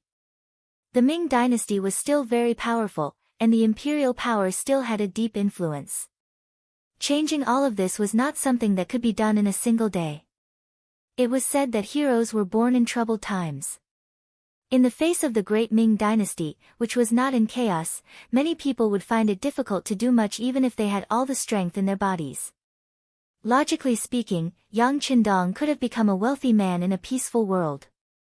With his ability and influence, he was completely capable of doing this. After all, no one could hold such an important position in the hearts of both Zhu Qiyu and Qi Zhen. But since he had come to this world and knew what would happen in the future, young Qindong did not want to see his descendants being bullied and trampled on by foreigners. He wanted the health of his descendants, the moment when the Han people reached the apex of the world. With such a grand dream, how difficult would it be to put it into practice? In the future, even if one was rich enough to rival an entire country, it would still be impossible to achieve this goal. With the development of communications and the binding of interests, every action of any country was equivalent to living under a magnifying glass. If any country wanted to do something out of line, they would become the enemy of the world. Any country that was too strong could be labeled as a hegemon. But this was not the case now. With the lack of information, there were even cases where people did not know of each other's existence. Even if they did know, it was very difficult to understand the situation, and it could be called a complete darkness. At this moment, if a force or country suddenly rose up, it would be very difficult for others to join forces to resist. This was an opportunity. With these thoughts in mind, young Qindong boarded the carriage and returned to the Yang Manor. The task of cleaning up Blackwell Street was handed over to Sun Pe, one of the commanders of the Warden's Office of the Five Cities, and Wang Bo, the deputy of the Supreme Court. There should not be any problems. The next step was to calculate the results of the battle, and then how to make the data look better. Anyone with a little brain would know what to do. For young Qindong, this operation was more of a deterrent, a timely show of the tiger's fangs to warn some people. As for how Zhu Qiyu, who had begun to counterattack because of this matter, would change the defense, he would just treat it as a big show to watch. In any case, no matter who it was, he believed that they wouldn't touch him unless they had absolute confidence. Of course, he did it on purpose this time. He wanted to find an excuse for himself and for Zhu Qiyu. He believed that when the right time came, he would be able to grasp it. Before the opportunity appeared, young Qindong still focused on the Yang Academy. If everything went well, he would probably leave the capital for a period of time. Before that, how to train the first batch of students was a must. Just like a tiger patrolling the mountains, young Qindong returned to the Yang family manor after showing off his prowess. From all kinds of information, it seemed that he was once again the head of the academy with only a few dozen students. When this news spread, many of the important officials were puzzled. Among the officials of the great Ming dynasty, young Qindong was definitely an exception and a different existence. Only the Confucian school was respected, so the status of scholars and learned people was far higher than the other common people, merchants, craftsmen, and soldiers. Under the policy of using literature to suppress force, the status of scholars in society was even higher. They seemed to be able to casually point out the country and make judgments about the affairs of the world. Coupled with the fact that they were from the same sect, it was easier for them to band together. This led to the situation where the scholar officials and the emperor ruled the world. Yang Qindong was the descendant of Yang Rong, the son of the three Yangs. Even if he didn't know anything, with his status, he wouldn't have a bad life. As long as he had a little ability, he would be able to sit high in the imperial court. It was even possible for him to repeat the past glory of the Yang clan. This was the so-called good birth. However, young Qindong had a good birth and was extremely capable. He had even made great contributions and was greatly indebted to both the northern and southern emperors of the great Ming dynasty. If such a person were to sit high in the imperial court, he would be a symbol of a boundless future. Once he had enough experience, it was not impossible for him to become an important official or even a powerful official. It could be said that his future was bright, but he showed that he was uninterested in the imperial court. All he cared about every day was doing business and teaching students. He didn't teach orthodox Confucianism, nor did he teach the Analects of Confucius, the 4 books, or the 5 classics. Instead, he included magic, chemistry, physics, geography, and other things that were called unorthodox at that time. Under the rule of Confucianism, the status of merchants was very low. Even if you were rich, even very rich, if you didn't have enough background, everything you had would become a gift to others. This was the reason why many famous merchants would still be very respectful when facing aristocratic families who were far less wealthy than them. However, it was this business that wasn't recognized by mainstream society that Yang Qindong was willing to dive into and play with. Doing business, teaching unorthodox methods, all these actions really gave people a feeling of not doing proper work. This was what made the important officials and even the acting sect master, Zhu Qizhen, unable to understand.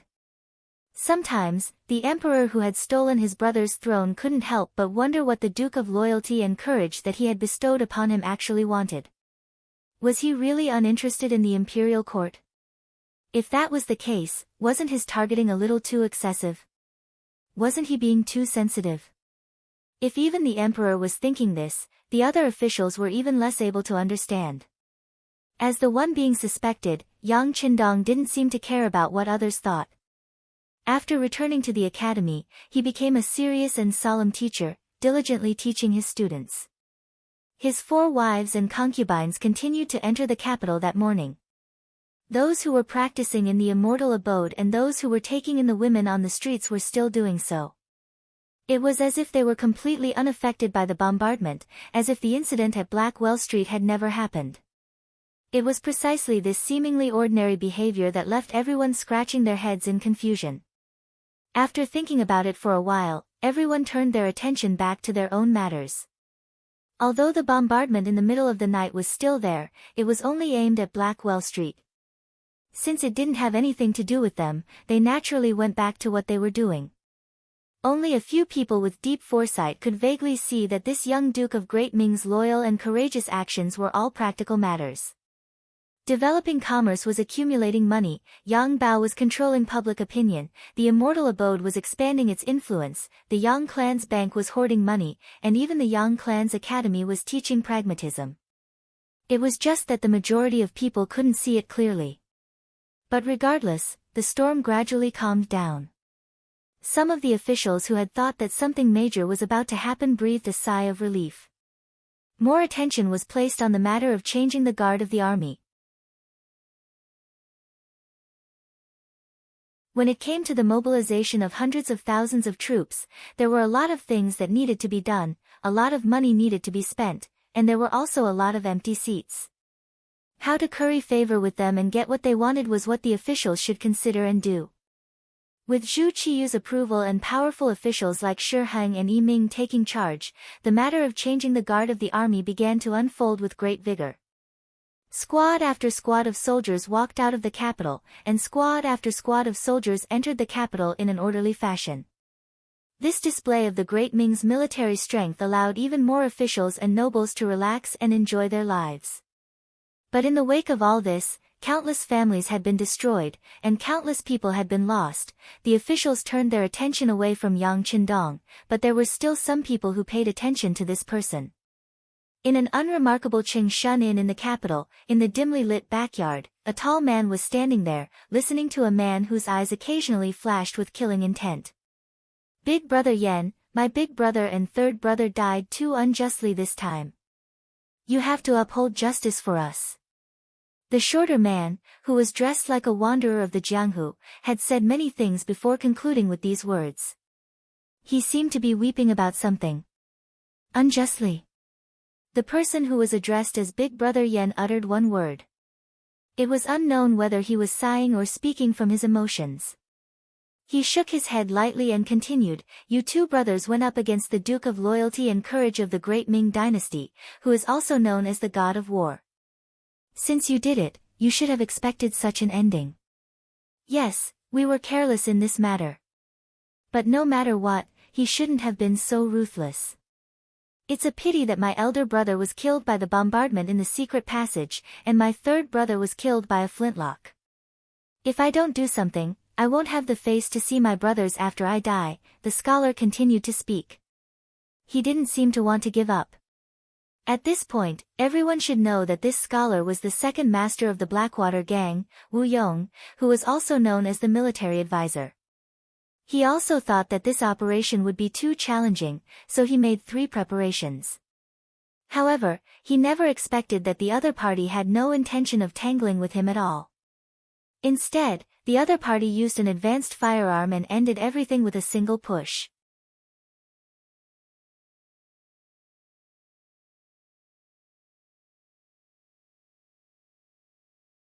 Chapter 314.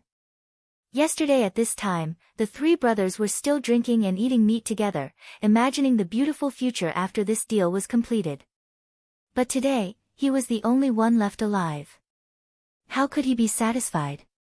As for the brother standing in front of him, his name was Yen Tao.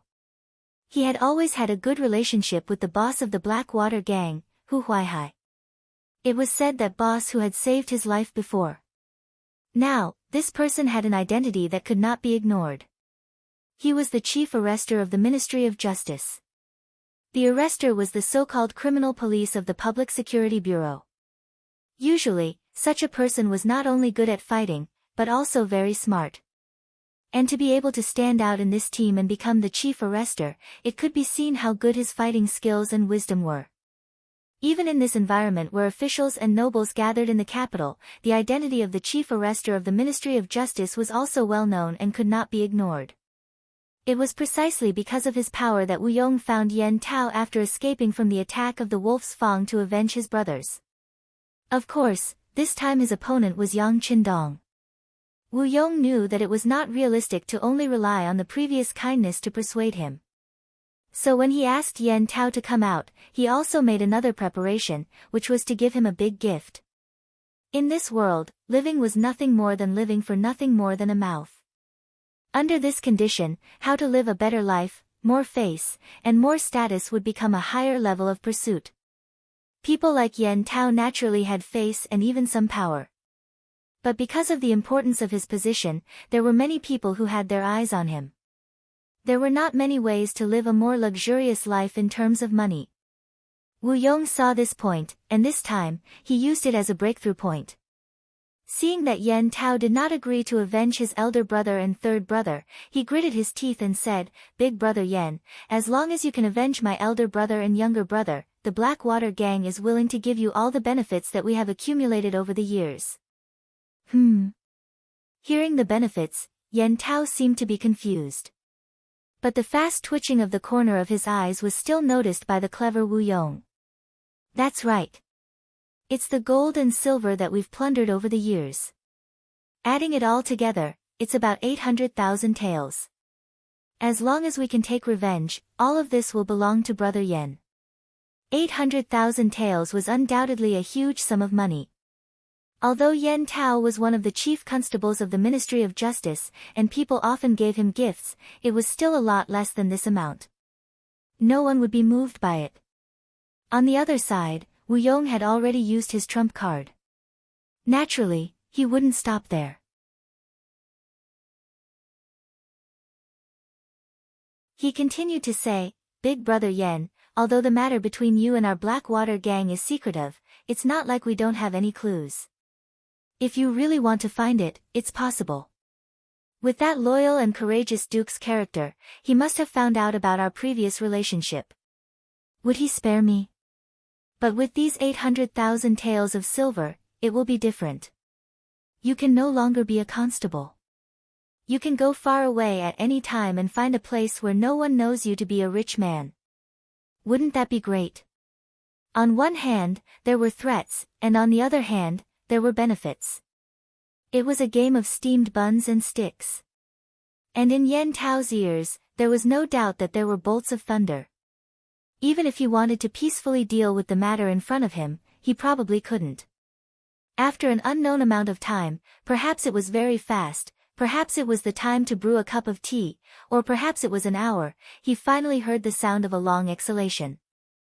Obviously, he had already made a decision. This matter is troublesome. You can stay here first. Don't worry, this is one of the strongholds under my jurisdiction. No one will find this place. Yen Tao agreed. Wu Yong's face was immediately filled with joy as he said, I'll listen to Big Brother Yen. I'll stay here. Wu Yong was confident that Yen Tao wouldn't do anything to him. He didn't see any benefits, nor did he see any other brothers. Who knew if he had left any backup plans outside? Once something happened, his relationship with the Blackwater gang would be exposed to the world. Relying on this, Yen Tao naturally didn't dare to have any devious thoughts. Even if there was one, it could only appear when he killed Yang Qindong and got the money to escape to the end of the world. Seeing that Wu Yong was so tactful, Yen Tao nodded his head in satisfaction. But since we have to make preparations, we can't do without the silver taels. Don't worry, Big Brother Yen. I'll arrange for someone to send the silver taels over tonight. Is 400,000 taels enough? It's enough. Yen Tao happily replied. In a sense, these 400,000 taels of silver were taken from the 800,000 taels that he deserved. According to the rules of the martial arts world, he had to collect half of it as a deposit. From the looks of it, Yen Tao was really prepared to help. After discussing the matter and appeasing Wu Yong, Yen Tao left Qing Shun Inn. However, he didn't go in the direction of the Ministry of Justice. Instead, he walked a few rounds on the streets as if he was bored. After confirming that no one had seen him, he went in the direction of the Yu residence. Yu Shiyue, the current Minister of Justice, was deeply trusted by the current emperor. He should have had a bright future and limitless glory. However, because of a conflict with the Duke of Loyalty, Yang Qindong, his grandson, Yu Xiong, was sentenced to death. His eldest grandson, Yu Yuanbi, also suffered in prison. In addition, Su Yozhen was assigned to the Ministry of Justice as the left assistant minister, with the intention of replacing Yu Shiyue. The Yu residence, which was supposed to be bustling with people and carriages, became much quieter. After all, he was still the Minister of Justice. He was still the Minister of Justice, and there were still many officials who came to visit him every day. By the time Yen Tao arrived, he could only enter from the side door. The head constable of the Ministry of Justice. It sounded like a very prestigious title, but in the minister's residence, it was just a small official. If Yen Tao wasn't someone who was promoted by Yu Shiyue and had come to the Yu residence before, and the gatekeeper knew him, it would be difficult for him to enter through the side door. Even if he entered the Yu residence, he might not be able to see the minister. He came to a slightly remote side hall and waited for more than 2 hours. After drinking a few pots of tea, he finally heard the sound of footsteps outside the door. Master is receiving guests in the front hall, please wait a moment, Constable Yen. The Yu residence steward who was in charge of leading him said with a formal smile. Okay. Yen Tao knew that the steward was just being polite on the surface. Regardless of whether the minister was really receiving guests or not, if someone of his status wanted to see the minister, it was necessary to wait a little longer. This was the place where he could show his prestige. Speaking of which, Yen Tao's skills were not bad. Even in the Jianghu, he was quite famous. It was not an exaggeration to call him a first-class master. However, under the environment that emphasized culture and suppressed martial arts, not to mention a constable with good skills, even a general who killed on the battlefield would not have any status in the minister's residence. This was the rule under the influence of the Confucian school. Martial artists were not valued and were seen as simple-minded and physically developed. Such people had no future and could even be the main factor in civil strife. Merchants were suppressed because they were seen as people who only cared about profit. Such people, if there was milk, then there was mother. They had no father, country, or family in their eyes.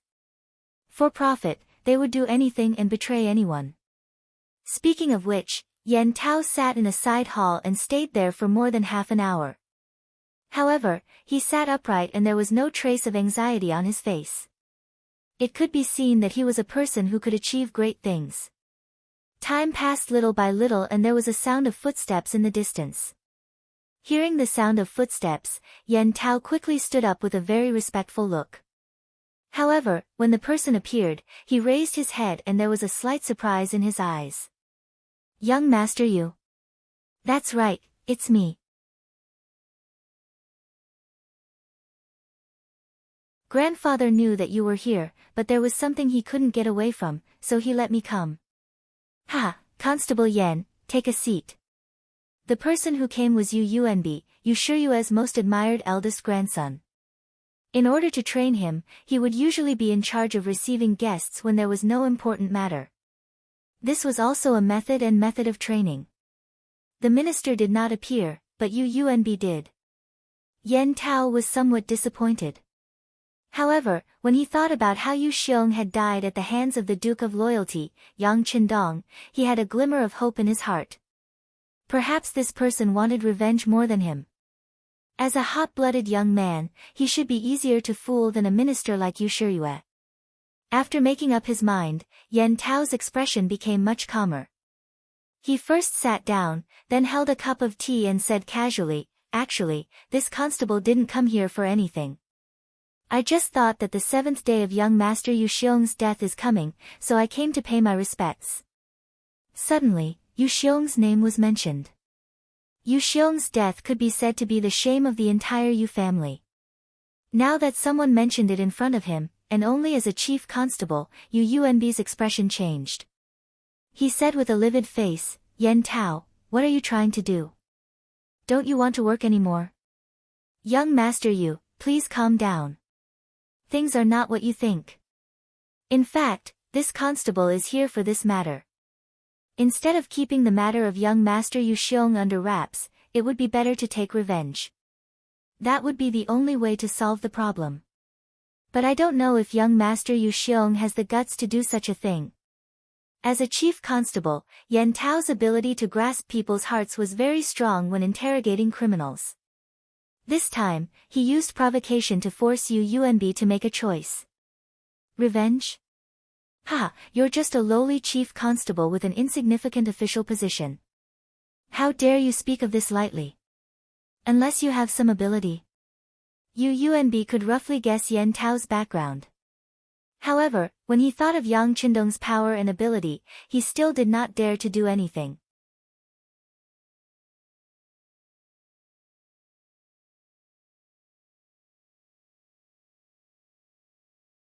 Chapter 315. Just as young Master Yu said, this constable does have some ability. At least I still have some useful people in my hands. After saying all this with a smile on his face, Yan Tao suddenly leaned forward and said a name from his mouth. It was Wu Yong's name. The Blackwater gang had been wiped out overnight. Only the second in command, Wu Yong, had escaped. Now that they were in the middle of a large-scale manhunt, any smart person would be able to guess why Yan Tao suddenly mentioned this person. Oh. Yu Yuanbi's expression instantly lit up. He finally knew why Yan Tao had come to find him. He really did have some confidence. Just as Yu Yuanbi was thinking, Yan Tao's voice sounded in his ear again. "If the matter is done well, we can naturally take revenge. Even if it isn't done well, it has nothing to do with us. We won't lose anything. Besides, as long as the plan is well thought out, there shouldn't be any accidents in a surprise attack. After all, humans have flaws. Humans are made of flesh and blood. Swords and spears can take lives. Not bad, not bad." Yu Yuanbi laughed loudly, then pointed to the teacup on the table and said, "Big brother Yan, please have some tea." Yu Yuanbi had changed the way he addressed Yan Tao from Constable Yan to Big Brother Yan. This was his way of expressing their closeness, and it also meant that he would support the other party. How could Yan Tao not feel it? He immediately laughed and drank from the teacup. "Good, let's have some tea together. Speaking of which, the tea in the minister's residence is really good." Ha, if Big Brother Yen likes it, you can bring some back later, Yu Yuanbi said with a face full of enthusiasm. After that, the two of them lowered their heads and conspired for a long time. When Yen Tao left satisfied, he went straight to his grandfather's study. Yu Yuanbi had made the decision on his own and agreed to cooperate with Yen Tao. This wasn't a whim, but because he knew that if the Yu family wanted to develop, Yang Qindong, this stumbling block, had to be kicked away. Otherwise, if they couldn't even protect themselves, how could they talk about spreading their name? After understanding all this, he predicted that even if his grandfather knew about this matter, he wouldn't object. Sure enough, he entered the study and explained to Yu Shiyue why Yen Tao came. The Minister of Justice was silent for a while before nodding. Do things secretly. However, since we're going to make a move, we can't give the other party the slightest chance. You should also go and make some arrangements. If the time is right, you can add a stab. In short, it's fine if you don't make a move, but if you do, it must be a thunderous method. He never thought that his grandfather would put everything on the line and ask him to do it himself. Yu Yuanbi couldn't help but say excitedly, "Grandfather, don't worry. I'll make the arrangements right away."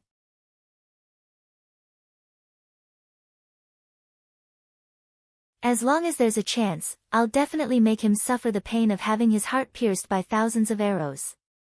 The reason why Yu Shiyue was so ruthless was naturally because the situation in the imperial court was already pressuring him. Especially after Su Yozhen became the left assistant minister of the Ministry of Justice, this person wantonly bought people's hearts and had already begun to shake his authority in the Ministry of Justice. If he couldn't deal with the foreign enemy Yang Qindong, it wouldn't be long before his position as Minister of Justice would be useless. Since there was no way out, he could only take the initiative to attack. Yen Tao's arrival was no doubt tantamount to giving him a chance to make a move. Although there were risks, but wealth was originally sought in the midst of danger. How could one achieve great things without being ruthless? Moreover, after Yen Tao left the Yu residence, he went to contact Wu Yong. Yen Tao was like a walker walking in the dark. At night, he knocked on the door of Qing Shun Inn and saw the second-in-command of the Blackwater Gang, Wu Yong, who was waiting for news. Wu Yong was already burning with anxiety. He was even prepared to escape at any time because he really didn't know whether Yen Tao was reliable or not. Although he was indebted to this person in the past, it didn't prevent him from suddenly killing him. However, the moment he saw the tall Yen Tao appear, Wu Yong still looked very calm. At least on the surface, there wasn't the slightest hint of fear or terror. To be able to become one of the 4 chief constables of the Ministry of Justice, Yen Tao was not only skilled in martial arts, but also unusually quick-witted. He might have thought of something long ago, but just didn't want to say it. Tonight, he came here for business. He went to the home of the Minister of the Ministry of Justice and gained a lot. This time, he came here to tell him part of his plan. "Second Master Wu, I've decided to help you. Here's a list of materials. They are all bloody men in the Green Forest. They only recognize money and not people. How to persuade them to help you, you just have to work hard. But remember, if there is no accident, there will be an opportunity in a few days. Whether you can seize it or not depends on you." After putting down the information on the mercenaries in the capital, Yen Tao stayed for a while longer before leaving. He knew of Wu Yong's abilities, and he was confident that he would have no problem recruiting these men to work for him for the time being. As for the people in the materials, in fact, they were some bandits with names in the Ministry of Justice. Some of them even had bloody cases. Such people were the so-called scum of society. However, it was undeniable that these people had a clean background. Even if someone wanted to use them, it would only be a temporary exchange of power and money. No one would support them. This way, it could be guaranteed that when they were used, the news would not be leaked out quickly. Moreover, with Wu Yong's intelligence, he would not make things too clear. As long as he paid, he would let these people work for him. As for who he killed, those people would not know until the last moment. In a few days, Wu Yong should be able to do this. As the local boss of the underworld in the capital and the former second-in-command of the Blackwater Gang, his abilities should not be underestimated. In 1451 AD, the second year of Jingtai of the Ming dynasty, the Miao people's uprising began. Huiming and Huiming were the princes of the Minzhuang king Zhu Yuanzhang, the 18th son of Zhu Yuanzhang. In the first year of Jingtai, 1450, Zhu Yuanzhang died, followed by Huiming. Huiming, the king of Guangdong, was brave and strong. His family, Duan Yuhong, was favored by the king because of his excellent skills. Later, Yu Libin said that Huiming was abnormal and should be the ruler of the world. Thus, Huiming started a rebellion.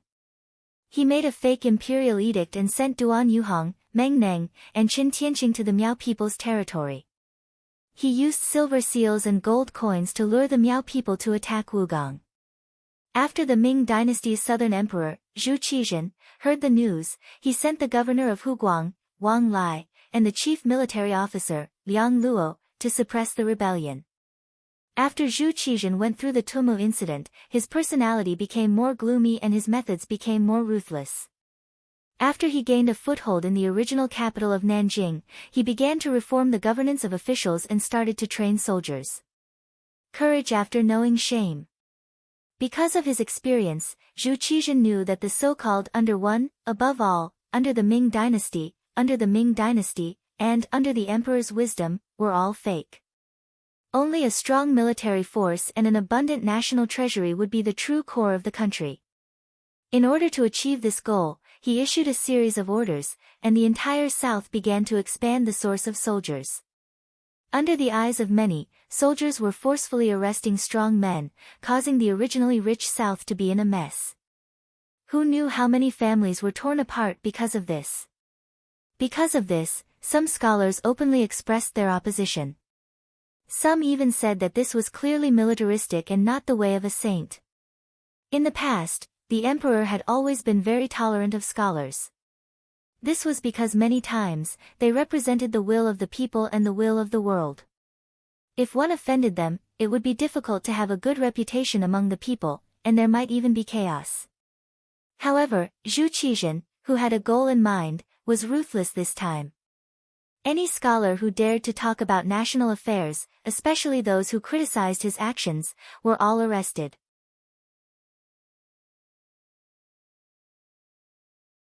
He did not hesitate to become enemies with some scholars because he wanted to restore the glory of the great Ming dynasty.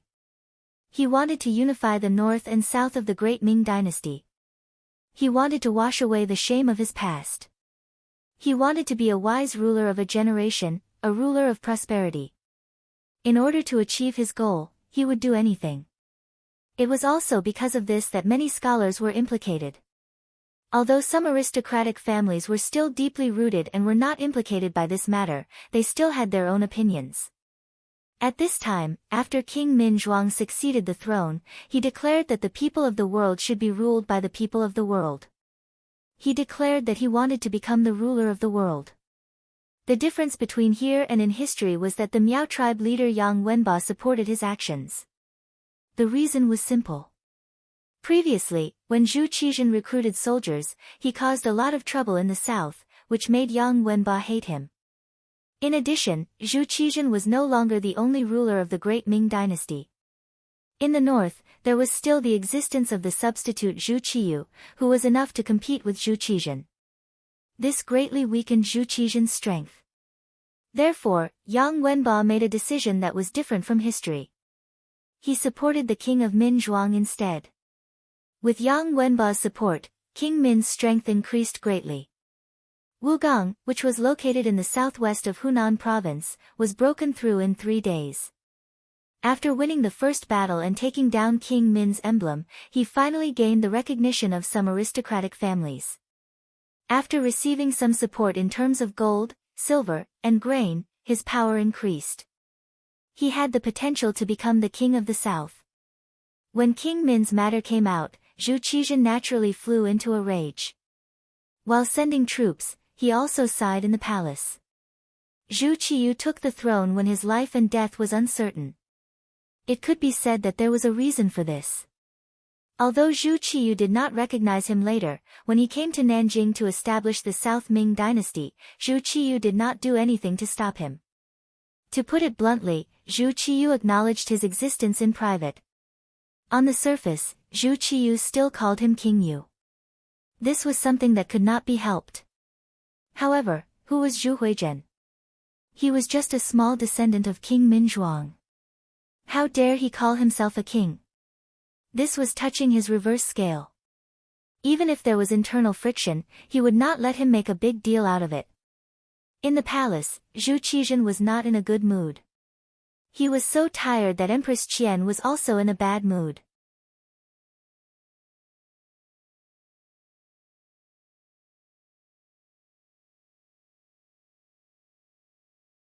Chapter 316.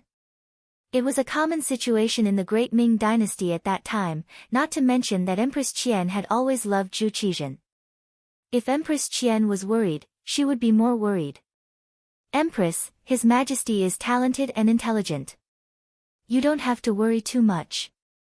A young eunuch was standing beside Empress Qian and speaking carefully. He was a eunuch who was not very old but had an extraordinary manner of speech. He was Mao Mu, the eunuch who had been indebted to Yang Qindong and was later ordered to follow Empress Qian out of the capital. Before the Tumu incident, Mao Mu already had some status in the imperial harem. Zhu Qizhen's life was unknown, and the chief eunuch, Wang Zhen, died in the chaos. As a eunuch promoted by Wang Zhen, he was also implicated. It was only after he took out most of his wealth that he was able to save his life. It was not until Yang Qindong returned to the capital that everything became better. Later, he approached Empress Qian on behalf of Yang Qindong and finally came to Nanjing. After seeing Zhu Qizhen become the South Emperor, he became the most trusted eunuch of Empress Qian and had some status in Zhu Qizhen's heart. Seeing that his master, Empress Qian, was in a depressed mood, Mao Mu tried to explain carefully. Alas, His Majesty's fate is not good. Since he came to Nanjing, he has always wanted to be the master of prosperity, but things are not going well. Every time I see this, I feel uneasy. I always want to do something, but I am short-sighted. I can only work hard to deal with the affairs of the imperial harem and try not to let His Majesty worry. Empress Qian shook her head and was angry at herself. Speaking of which, Empress Qian did love Zhu Qizhen very much. In history, she had done her best to protect her man, but she also had a tragic end. In this life, because of the appearance of Yang Qindong, she did not have to be so wronged, but because she loved Zhu Qizhen too deeply, how could she be happy when Zhu Qizhen was unhappy? Seeing that Empress Qian was in a bad mood, Mao Mu blinked and then said in a low voice, Empress, in fact, the problem of Nanjiang is not that difficult. You just need to send an army and sweep it. Sweep away.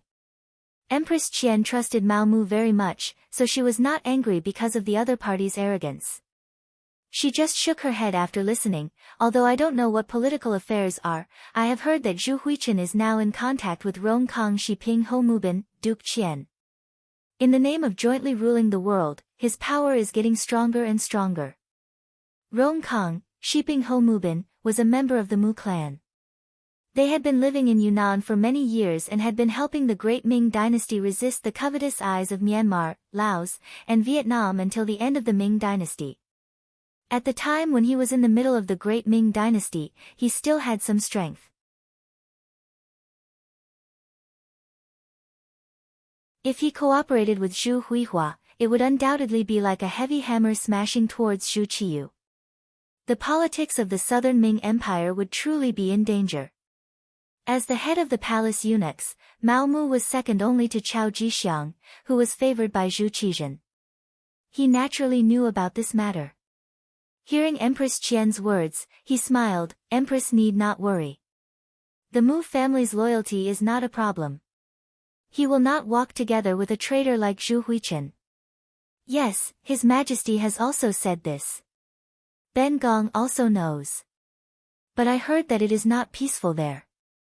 Several small countries are beginning to stir. It is not easy for Rongkang, Shiping Ho to suppress them. He is unable to send troops to help His Majesty quell the rebellion. Empress Qian first nodded as if sighing for Mu Bin's inability to send troops. But then she shook her head. Thinking that the current situation was not as she wished, she felt a bit sad. Since Rong Kong, Shiping Ho, is unable to send troops, why not ask the Duke of Loyalty and Courage to help? Mao Mu seemed to speak emotionally. But after saying this, he quickly shut his mouth and knelt on the ground. Your Majesty, this subject misspoke. N. Facing Mao Mu's performance, Empress Qian was first stunned. Then something seemed to flash through her mind. Wait, what did you just say? This subject misspoke. Empress, please punish me. At this moment, Mao Mu lowered his head deeply, looking like he had done something wrong. Mao Mu's actions were indeed too much. How could he, a eunuch, talk about national affairs at any time? The aftermath of Wang Zhen's intimidation of the government was not over. Based on what he said just now, even if he had to be convicted, it would not be too much. Empress Qian did not think so much. She was only thinking about Zhu Qizhen. She did not intend to pursue Mao Mu's unintentional words. On the contrary, when the title of the Duke of Loyalty and Courage came out, the young man who saved her from the palace flashed through her mind. For some reason, she seemed to see a light in her originally gloomy heart. Can he? Empress Qian seemed to be talking to herself, but also seemed to be asking Mao Mu in front of her. Mao Mu's head was originally lowered, but his eyes were constantly moving. He knew his identity. He was a spy arranged by Yang Qindong around Zhu Qizhen. When something big happened here, he could ensure that he could get accurate information at the first time. This time, the Security Bureau, which rarely contacted him, directly found him and said that the sixth young master was preparing to go south. They asked him to coordinate and find an opportunity to command troops.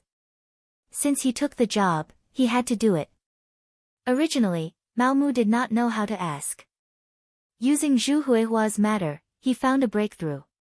Seeing that Empress Qian seemed to be moved, he tried to answer carefully.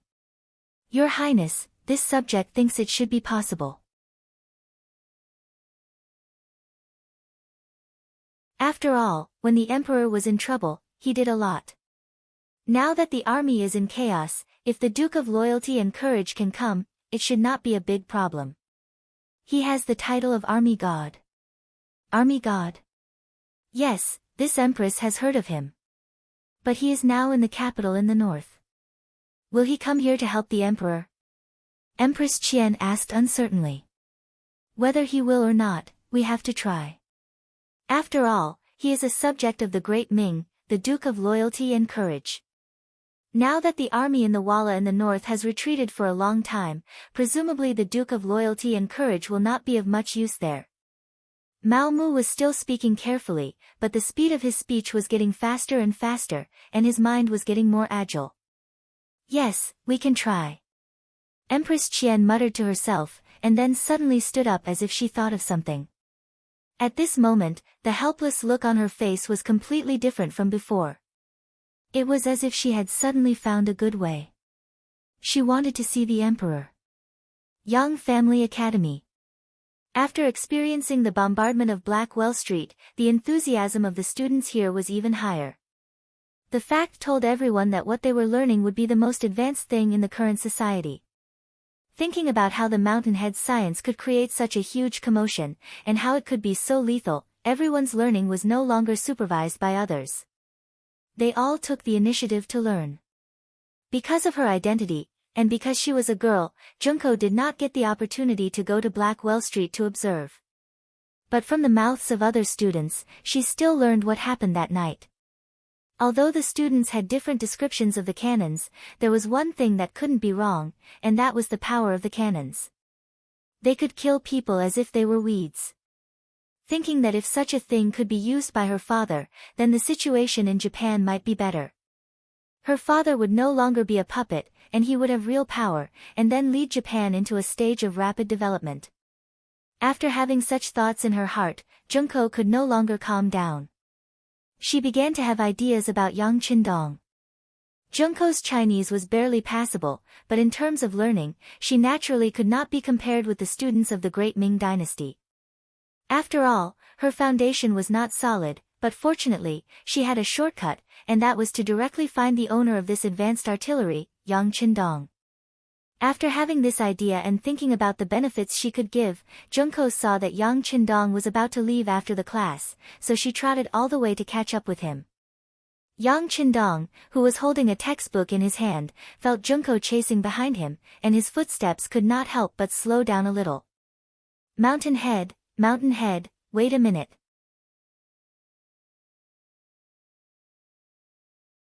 His footsteps paused slightly. Yang Qindong looked back with a faint smile on his face. Junko, what's the hurry?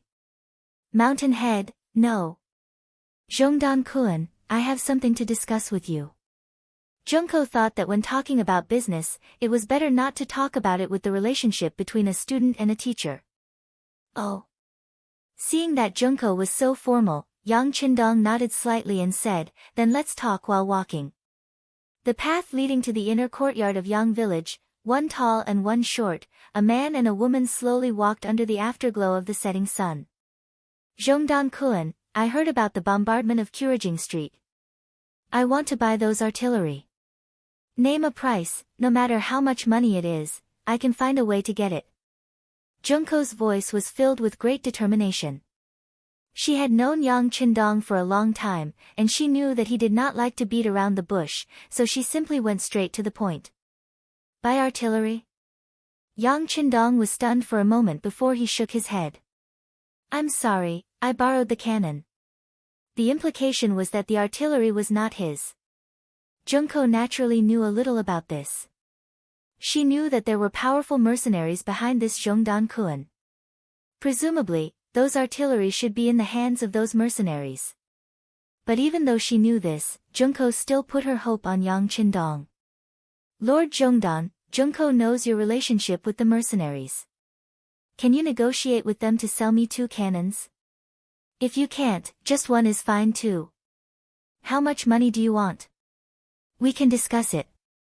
Junko wanted to transport the artillery back to Japan, then bombard the general's residence, just like how they bombarded Qing Street, razing it to the ground. In this way, the general and his aides would die under the artillery, and his subordinates would be like a group of dragons without a leader. Then, the emperor would take the opportunity to seize the real power. And to do all this, she could only do it through Yang Qindong. Her face was full of hope. No matter how much money it is. Yang Qindong pretended to be very curious and asked.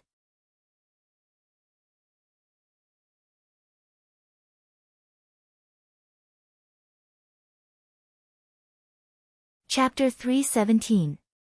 Yes, we can discuss any amount. Junko blinked her beautiful big eyes. Any amount is negotiable. Yang Qindong repeated this sentence and saw the sincerity in the other party's eyes. He couldn't help but smile and said, but do you know that when I wanted to buy 1, the other party asked for 10 million taels? 10 million taels. Hiss. After hearing the price, a look of shock flashed across Junko Yu's face, followed by hesitation and confusion. Ha ha ha.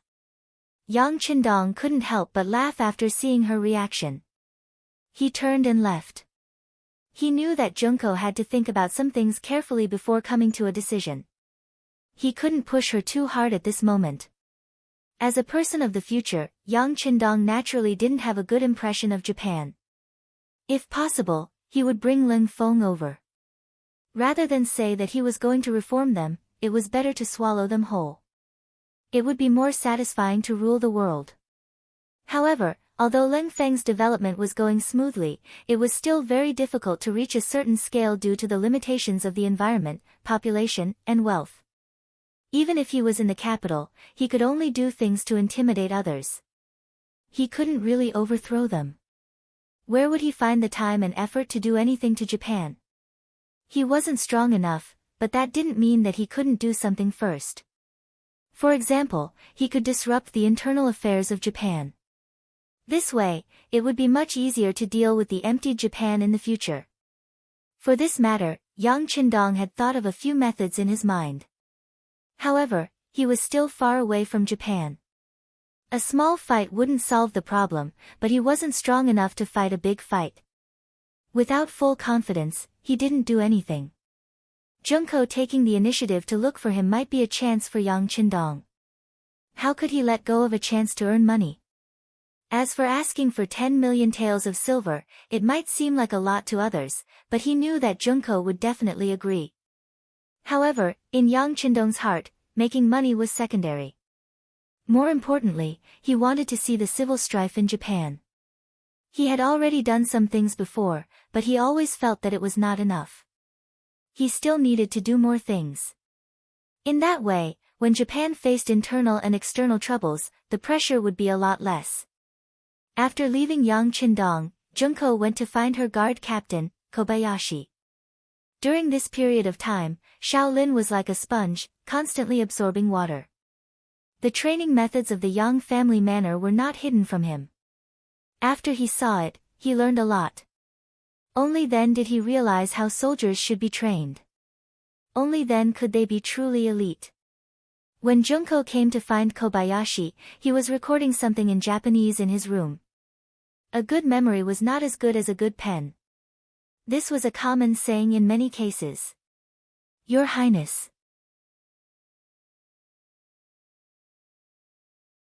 As soon as she saw Junko open the door, Kobayashi was about to salute her out of habit. Forget it, there's no one else here. Junko shook her head, then sat on the chair for receiving guests, then looked at Kobayashi with sparkling eyes and asked, You must have heard about the artillery, right? Yes, I heard about it. I also took the time to go to Kurajing Street to take a look. The destructive power was really amazing. Shaolin, who replied, couldn't help but feel a chill run down his spine when he thought of the collapsed houses that he saw. He even wondered what kind of destruction such a powerful cannon would cause if it hit Japanese soil. Who would be able to withstand it? Yang Qindong's sense of mystery and power strengthened in Kobayashi's heart. Then tell me, if these things could be used by your father, would the Supreme General still dare to be so domineering? After Kobayashi finished speaking, Junko lightly opened her red lips and asked. Ah. What? For a moment, Kobayashi was a little confused by this question. But after he reacted, he said with some excitement, Is he willing to give such powerful firearms to us? I bet he's already talked to him, we can buy it. But the price is a little more expensive, 10 million taels per cannon. Junko nodded. She didn't know if this was good news or bad news. Hiss. Kobayashi sucked in a breath of cold air. It was obvious that he was really shocked by this number. 10 million taels, even at the peak of the Ming dynasty, it took 2 years of tax revenue to reach this amount. Japan was much smaller than the Ming dynasty, so it was unknown how long it would take to gather this number. But thinking about it, although the number was huge, if they could really get it, it would be worth it.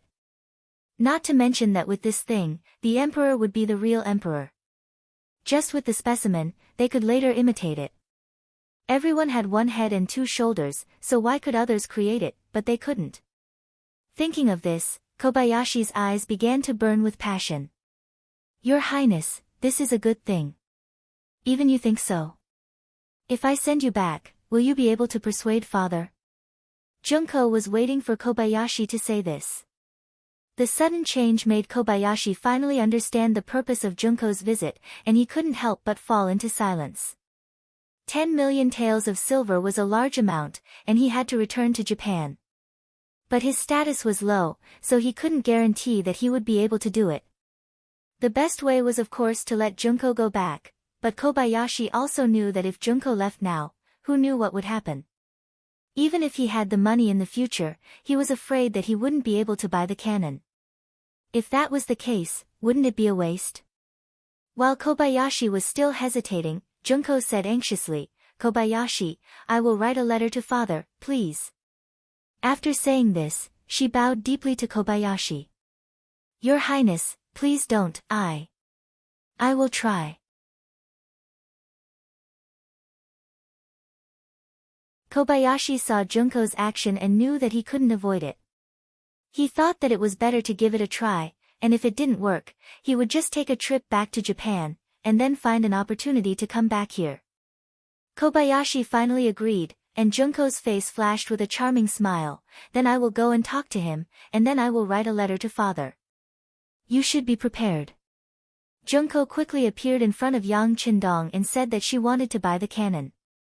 Of course, she still didn't say her identity, only that her family was very interested in it, and that such a powerful cannon could be sold at a higher price once it was shipped to Japan. 10 million taels of silver, this was already a heaven-defying price. Yang Qindong really couldn't think of any other price. But for Junko's completely self-deceiving idea, he could only nod. He also promised that once he saw the money, he didn't need to come to the Great Ming Dynasty anymore, and he could go to Little Luli Island to trade. And for safety, the mercenaries could escort the cannon to Japan's territorial waters. Junko was naturally happy that her safety was guaranteed. She was still very confident about whether or not she could get the cannon with the money. The source of this confidence was naturally her understanding of Yang Qindong. She knew that this person was a person who kept his promises, and he would never deceive her. Soon, Junko finished writing a letter. She wrote down what she had seen and heard in the Great Ming Dynasty, including the incident where her country sent samurai to attack the Tianjin garrison a while ago. She emphasized that the Great Ming Dynasty was now very powerful, and it was far from what the weak Japan could touch. She also hoped that father could stabilize the situation in the country and strengthen himself first. As for the power of the cannon, she wrote in detail. The most important thing was that with this weapon, it could instantly turn the general's mansion into a piece of scorched earth, and at that time, it would be the time when the imperial power would be concentrated. That night, Kobayashi left with the letter written by Junko, and under the protection of 2 soldiers sent by Yang Qindong. He would go straight to Tianjin Guard, where there would be a special ship to send him back to Japan. Sometimes opportunities were fleeting, sometimes rare, but sometimes they came as they wished. It was unknown whether the Yu family and Wu Yong's luck was too good, but after only 3 days, the opportunity appeared. On the night of Kobayashi's departure, something happened that even Yang Qindong didn't expect. It didn't seem artificial at all, and the fact was that it was just a coincidence. The crown prince, Zhu Jianxin, was ill. As the only son of Zhu Qiyu, and the future successor of the emperor, his headache and fever were also national affairs.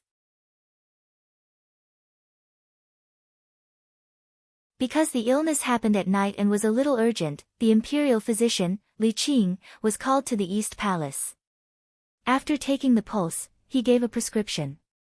After the medicine was boiled and taken, the illness not only didn't get better, but also became worse. At first, it was just diarrhea, but later, it became vomiting. This frightened the people who served here. The eunuchs first detained the imperial physician, Li Qing, and then reported the matter to the emperor, Zhu Qiyu, and Empress Heng. After receiving the news, Dai Zong and Empress Heng came to the East Palace with the imperial physician's office. Li Qing was also sent to the Ministry of Justice's prison to await punishment. Who was Li Qing? He wasn't as simple as an ordinary 8th-rank imperial physician. He had another identity, Yang Qindong's 5th brother-in-law, the Duke of Loyalty. As soon as something happened to Li Qing, the Li residents in the capital received the news. 5th sister Yang Qindong was even more anxious, and the first thing she thought of was her 6th brother, Yang Qindong. She hated that it was still dark, and the news couldn't be spread. As soon as the sky brightened, the security bureau in the city sent the news, saying that her 5th brother-in-law, Li Qing, was imprisoned in the Ministry of Justice's prison. It was said that he had injured the crown prince, Zhu Jianxin, but the details of the matter still needed to be investigated. Prepare the carriage, let's go to the capital. Yang Qindong's feelings for his 5th sister were still very good. He could guess that his 5th sister was probably very anxious at this time, so he decided to go to the capital personally to ask for an explanation.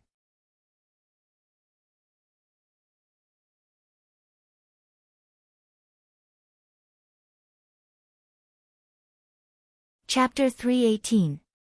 Yang Qindong suddenly entered the capital and saw 5th sister's carriage at the Yongding gate.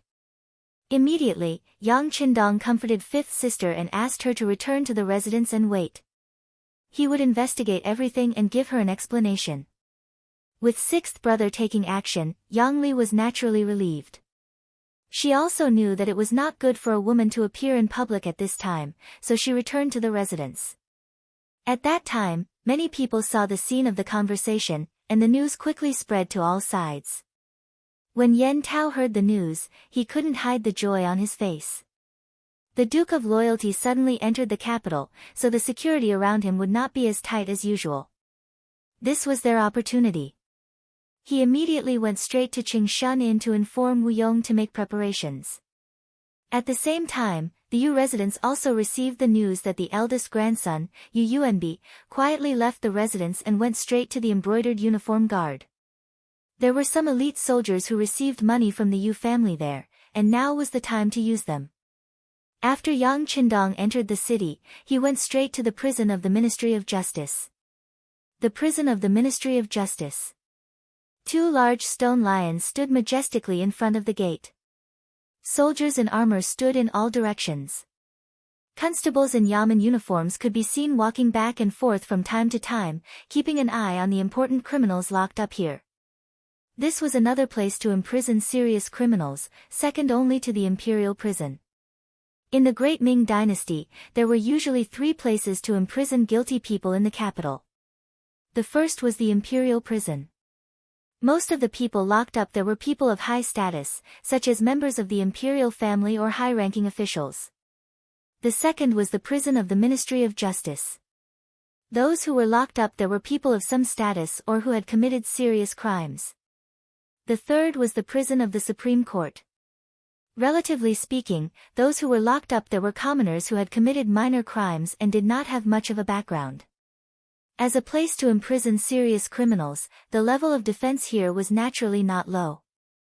If ordinary people wanted to enter to visit, in addition to having a warrant from the head of the Ministry of Justice, some rich people were willing to spend a lot of money to see the prisoner. However, the moment the luxurious carriage appeared here, these rules obviously did not apply. This was because the left assistant minister of the Ministry of Justice, Su Yozhen, had been waiting here for a long time.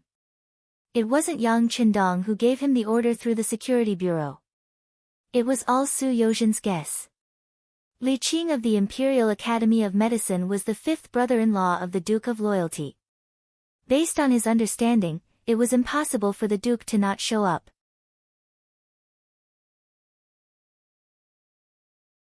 Her guess was correct. Su Yozhen couldn't help but heave a sigh of relief when she saw the one-of-a-kind luxurious carriage.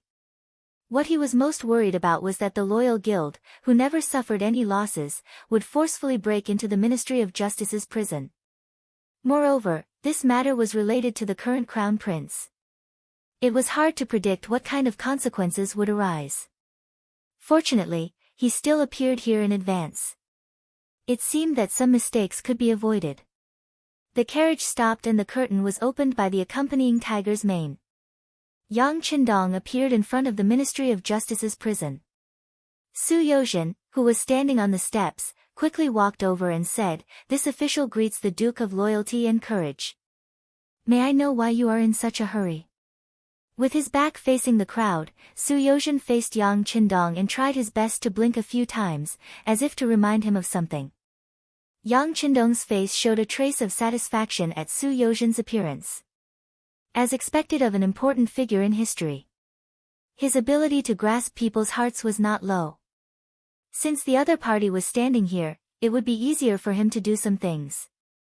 So it is Assistant Minister Su. This Duke wants to see Li Qing of the Imperial Academy of Medicine. Please make it convenient. Ah. This. Su Yozhen's face was somewhat bitter. He had already given him a hint. How could the High Duke still say such things? As if he knew what Su Yozhen was thinking, Yang Qindong actually laughed. Then, he walked forward and closed the distance between them. At the same time, he said in a voice that only the two of them could hear. "I just want to understand the situation. I won't break into the prison and won't cause any trouble. Don't worry. When the voice reached Su Yozhen's ears, a trace of doubt appeared on his face. Was the Duke of Loyalty and Courage really going to be reasonable this time? Was he really going to take Li Qing away after seeing him? At this moment, he was somewhat doubtful. In fact, Su Yozhen was being too careful to measure the heart of a gentleman. Because of his military accomplishments and the fact that he had beaten up the Japanese envoy, it was easy for people to have preconceived notions. In fact, Yang Qindong had always been very reasonable. Since Yang Qindong said to be at ease, he must know the importance of this matter. As such, Su Yozhen could not say anything. In fact, even if the other party insisted on taking Li Qing away, there was not much he could do to stop him. Su Yozhen agreed. With the second-in-command of the Ministry of Justice's left assistant minister following him, the path to the Ministry of Justice's prison was naturally smooth. Soon, they saw Li Qing, who was in a solitary cell. Li Qing looked to be in his early 30s. He was also born into a scholarly family. Because he was extremely passionate about medicine, he had studied it from a young age. He had quite a bit of success. Later on, through his family's connections, he entered the Imperial Hospital to take up a post. It was precisely because of his passion for medicine that even when he was in prison, the first thing he thought about was Zhu Jianxin's illness. His brows were tightly knitted, and he did not make a sound. It seemed like he was still thinking about the illness and did not take his current situation seriously at all. This is Empress Hang's imperial decree. The matter has not been investigated clearly yet, so no one is making things difficult for him. When they arrived outside the solitary cell, Su Yozhen wanted to dismiss the people beside him to give Yang Qindong and Li Qing a chance to be alone. There is no need for this. Yang Qindong raised his right hand slightly. His trip this time was just to visit a prisoner. It was not like he was doing anything shameful. There was no need to have the others leave at all. This would instead easily cause others to make unfounded guesses. At the same time, it would also have an adverse effect on Su Yozhen. Su Yozhen did not allow the others to leave. Just as he was wondering what Yang Qindong was going to do, he squatted down. He squatted down and looked at Li Qing, who was behind the iron door, and asked, "Fifth brother-in-law, what exactly is going on? Also, how is the Crown Prince's illness? Can you tell me about it?" "Oh, Qindong is here." Li Qing, who had been meditating, was interrupted by Yang Qindong's voice. Only then did he realize where he was. He couldn't help but bitterly smile and say, "It is rare for the loyal Duke to come and see me. I am endlessly grateful." "Okay, fifth brother-in-law, let's talk about serious matters. What is going on with the Crown Prince's illness?" Yang Qindong did not beat around the bush and went straight to the point. All of this was seen by Su Yozhen. He could not help but admire Li Qing's character. Just now, when he first called out, "Qindong Lai," it was clear that he did not realize where he was. He only thought that it was because he was greeting someone at home. However, when he found out that he was in a prison cell, he was not too surprised. Instead, he expressed his gratitude. If he was the one being thrown into prison, he definitely wouldn't be able to maintain his composure. While thinking this, Su Yozhen noticed that at this moment, Li Qing was really telling Yang Qindong about the Crown Prince's illness. He was speechless in his heart. What was going on? Shouldn't they be asking who Li Qing had offended and who he suspected of being framed by? What was the point of talking about his illness now? It was clear that Su Yozhen was judging others by his own standards. He believed that there must be someone framing him for this to happen. However, Yang Qindong had already thought it through. Perhaps it was because of the illness, which was why he asked about medicine. Li Qing was a knowledgeable person.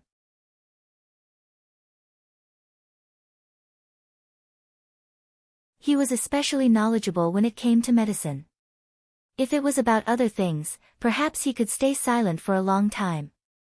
However, when it came to professional matters, he spoke with assurance and spoke about Zhu Jianxin's illness. Diarrhea, abdominal pain, bloating, nausea, vomiting, headache, fever. After a stool test, it was yellow and watery. I've already written a prescription, but considering the Crown Prince's young age and poor health, I didn't dare to use too much. I only used half of the usual amount. But who would have thought that his illness would worsen and he would vomit? This is all my fault. I'm really speechless. Li Qing spoke for a long time. There were many words that Su Yozhen did not understand. However, when he looked at Yang Qindong, he stood there and nodded as if he understood. Okay, I understand. How about this, you stay here and don't make a fuss. I will make sure that nothing happens to you. After finally understanding the truth, Yang Qindong had some guesses in his heart. After comforting Li Qing, he turned to Su Yozhen and said seriously, my fifth brother-in-law is here. If he is treated unnaturally, your Ministry of Justice should know the consequences. Loyal Duke, don't worry. Our Ministry of Justice does things based on evidence. With someone watching, Su Yozhen naturally spoke with an official tone. That would be for the best. Yang Qindong nodded and left with large strides. At the entrance of the Ministry of Justice, he re-entered the luxurious carriage. However, the carriage did not leave for a long time. Su Yozhen, who was waiting to see him off, was puzzled. Su Yozhen did not understand what Yang Qindong was doing. Just as he was about to ask, the curtain of the carriage was opened again. Yang Qindong appeared with a box in his hand. Give this to the Crown Prince. His illness should be under control. Take it. Tiger's Mane handed the box to Su Yozhen.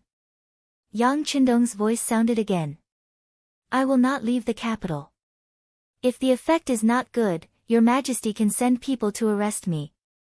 However, if he does not dare to take this medicine and does not trust me, then don't blame me for reasoning with him. After saying this, the curtain of the carriage was lowered again.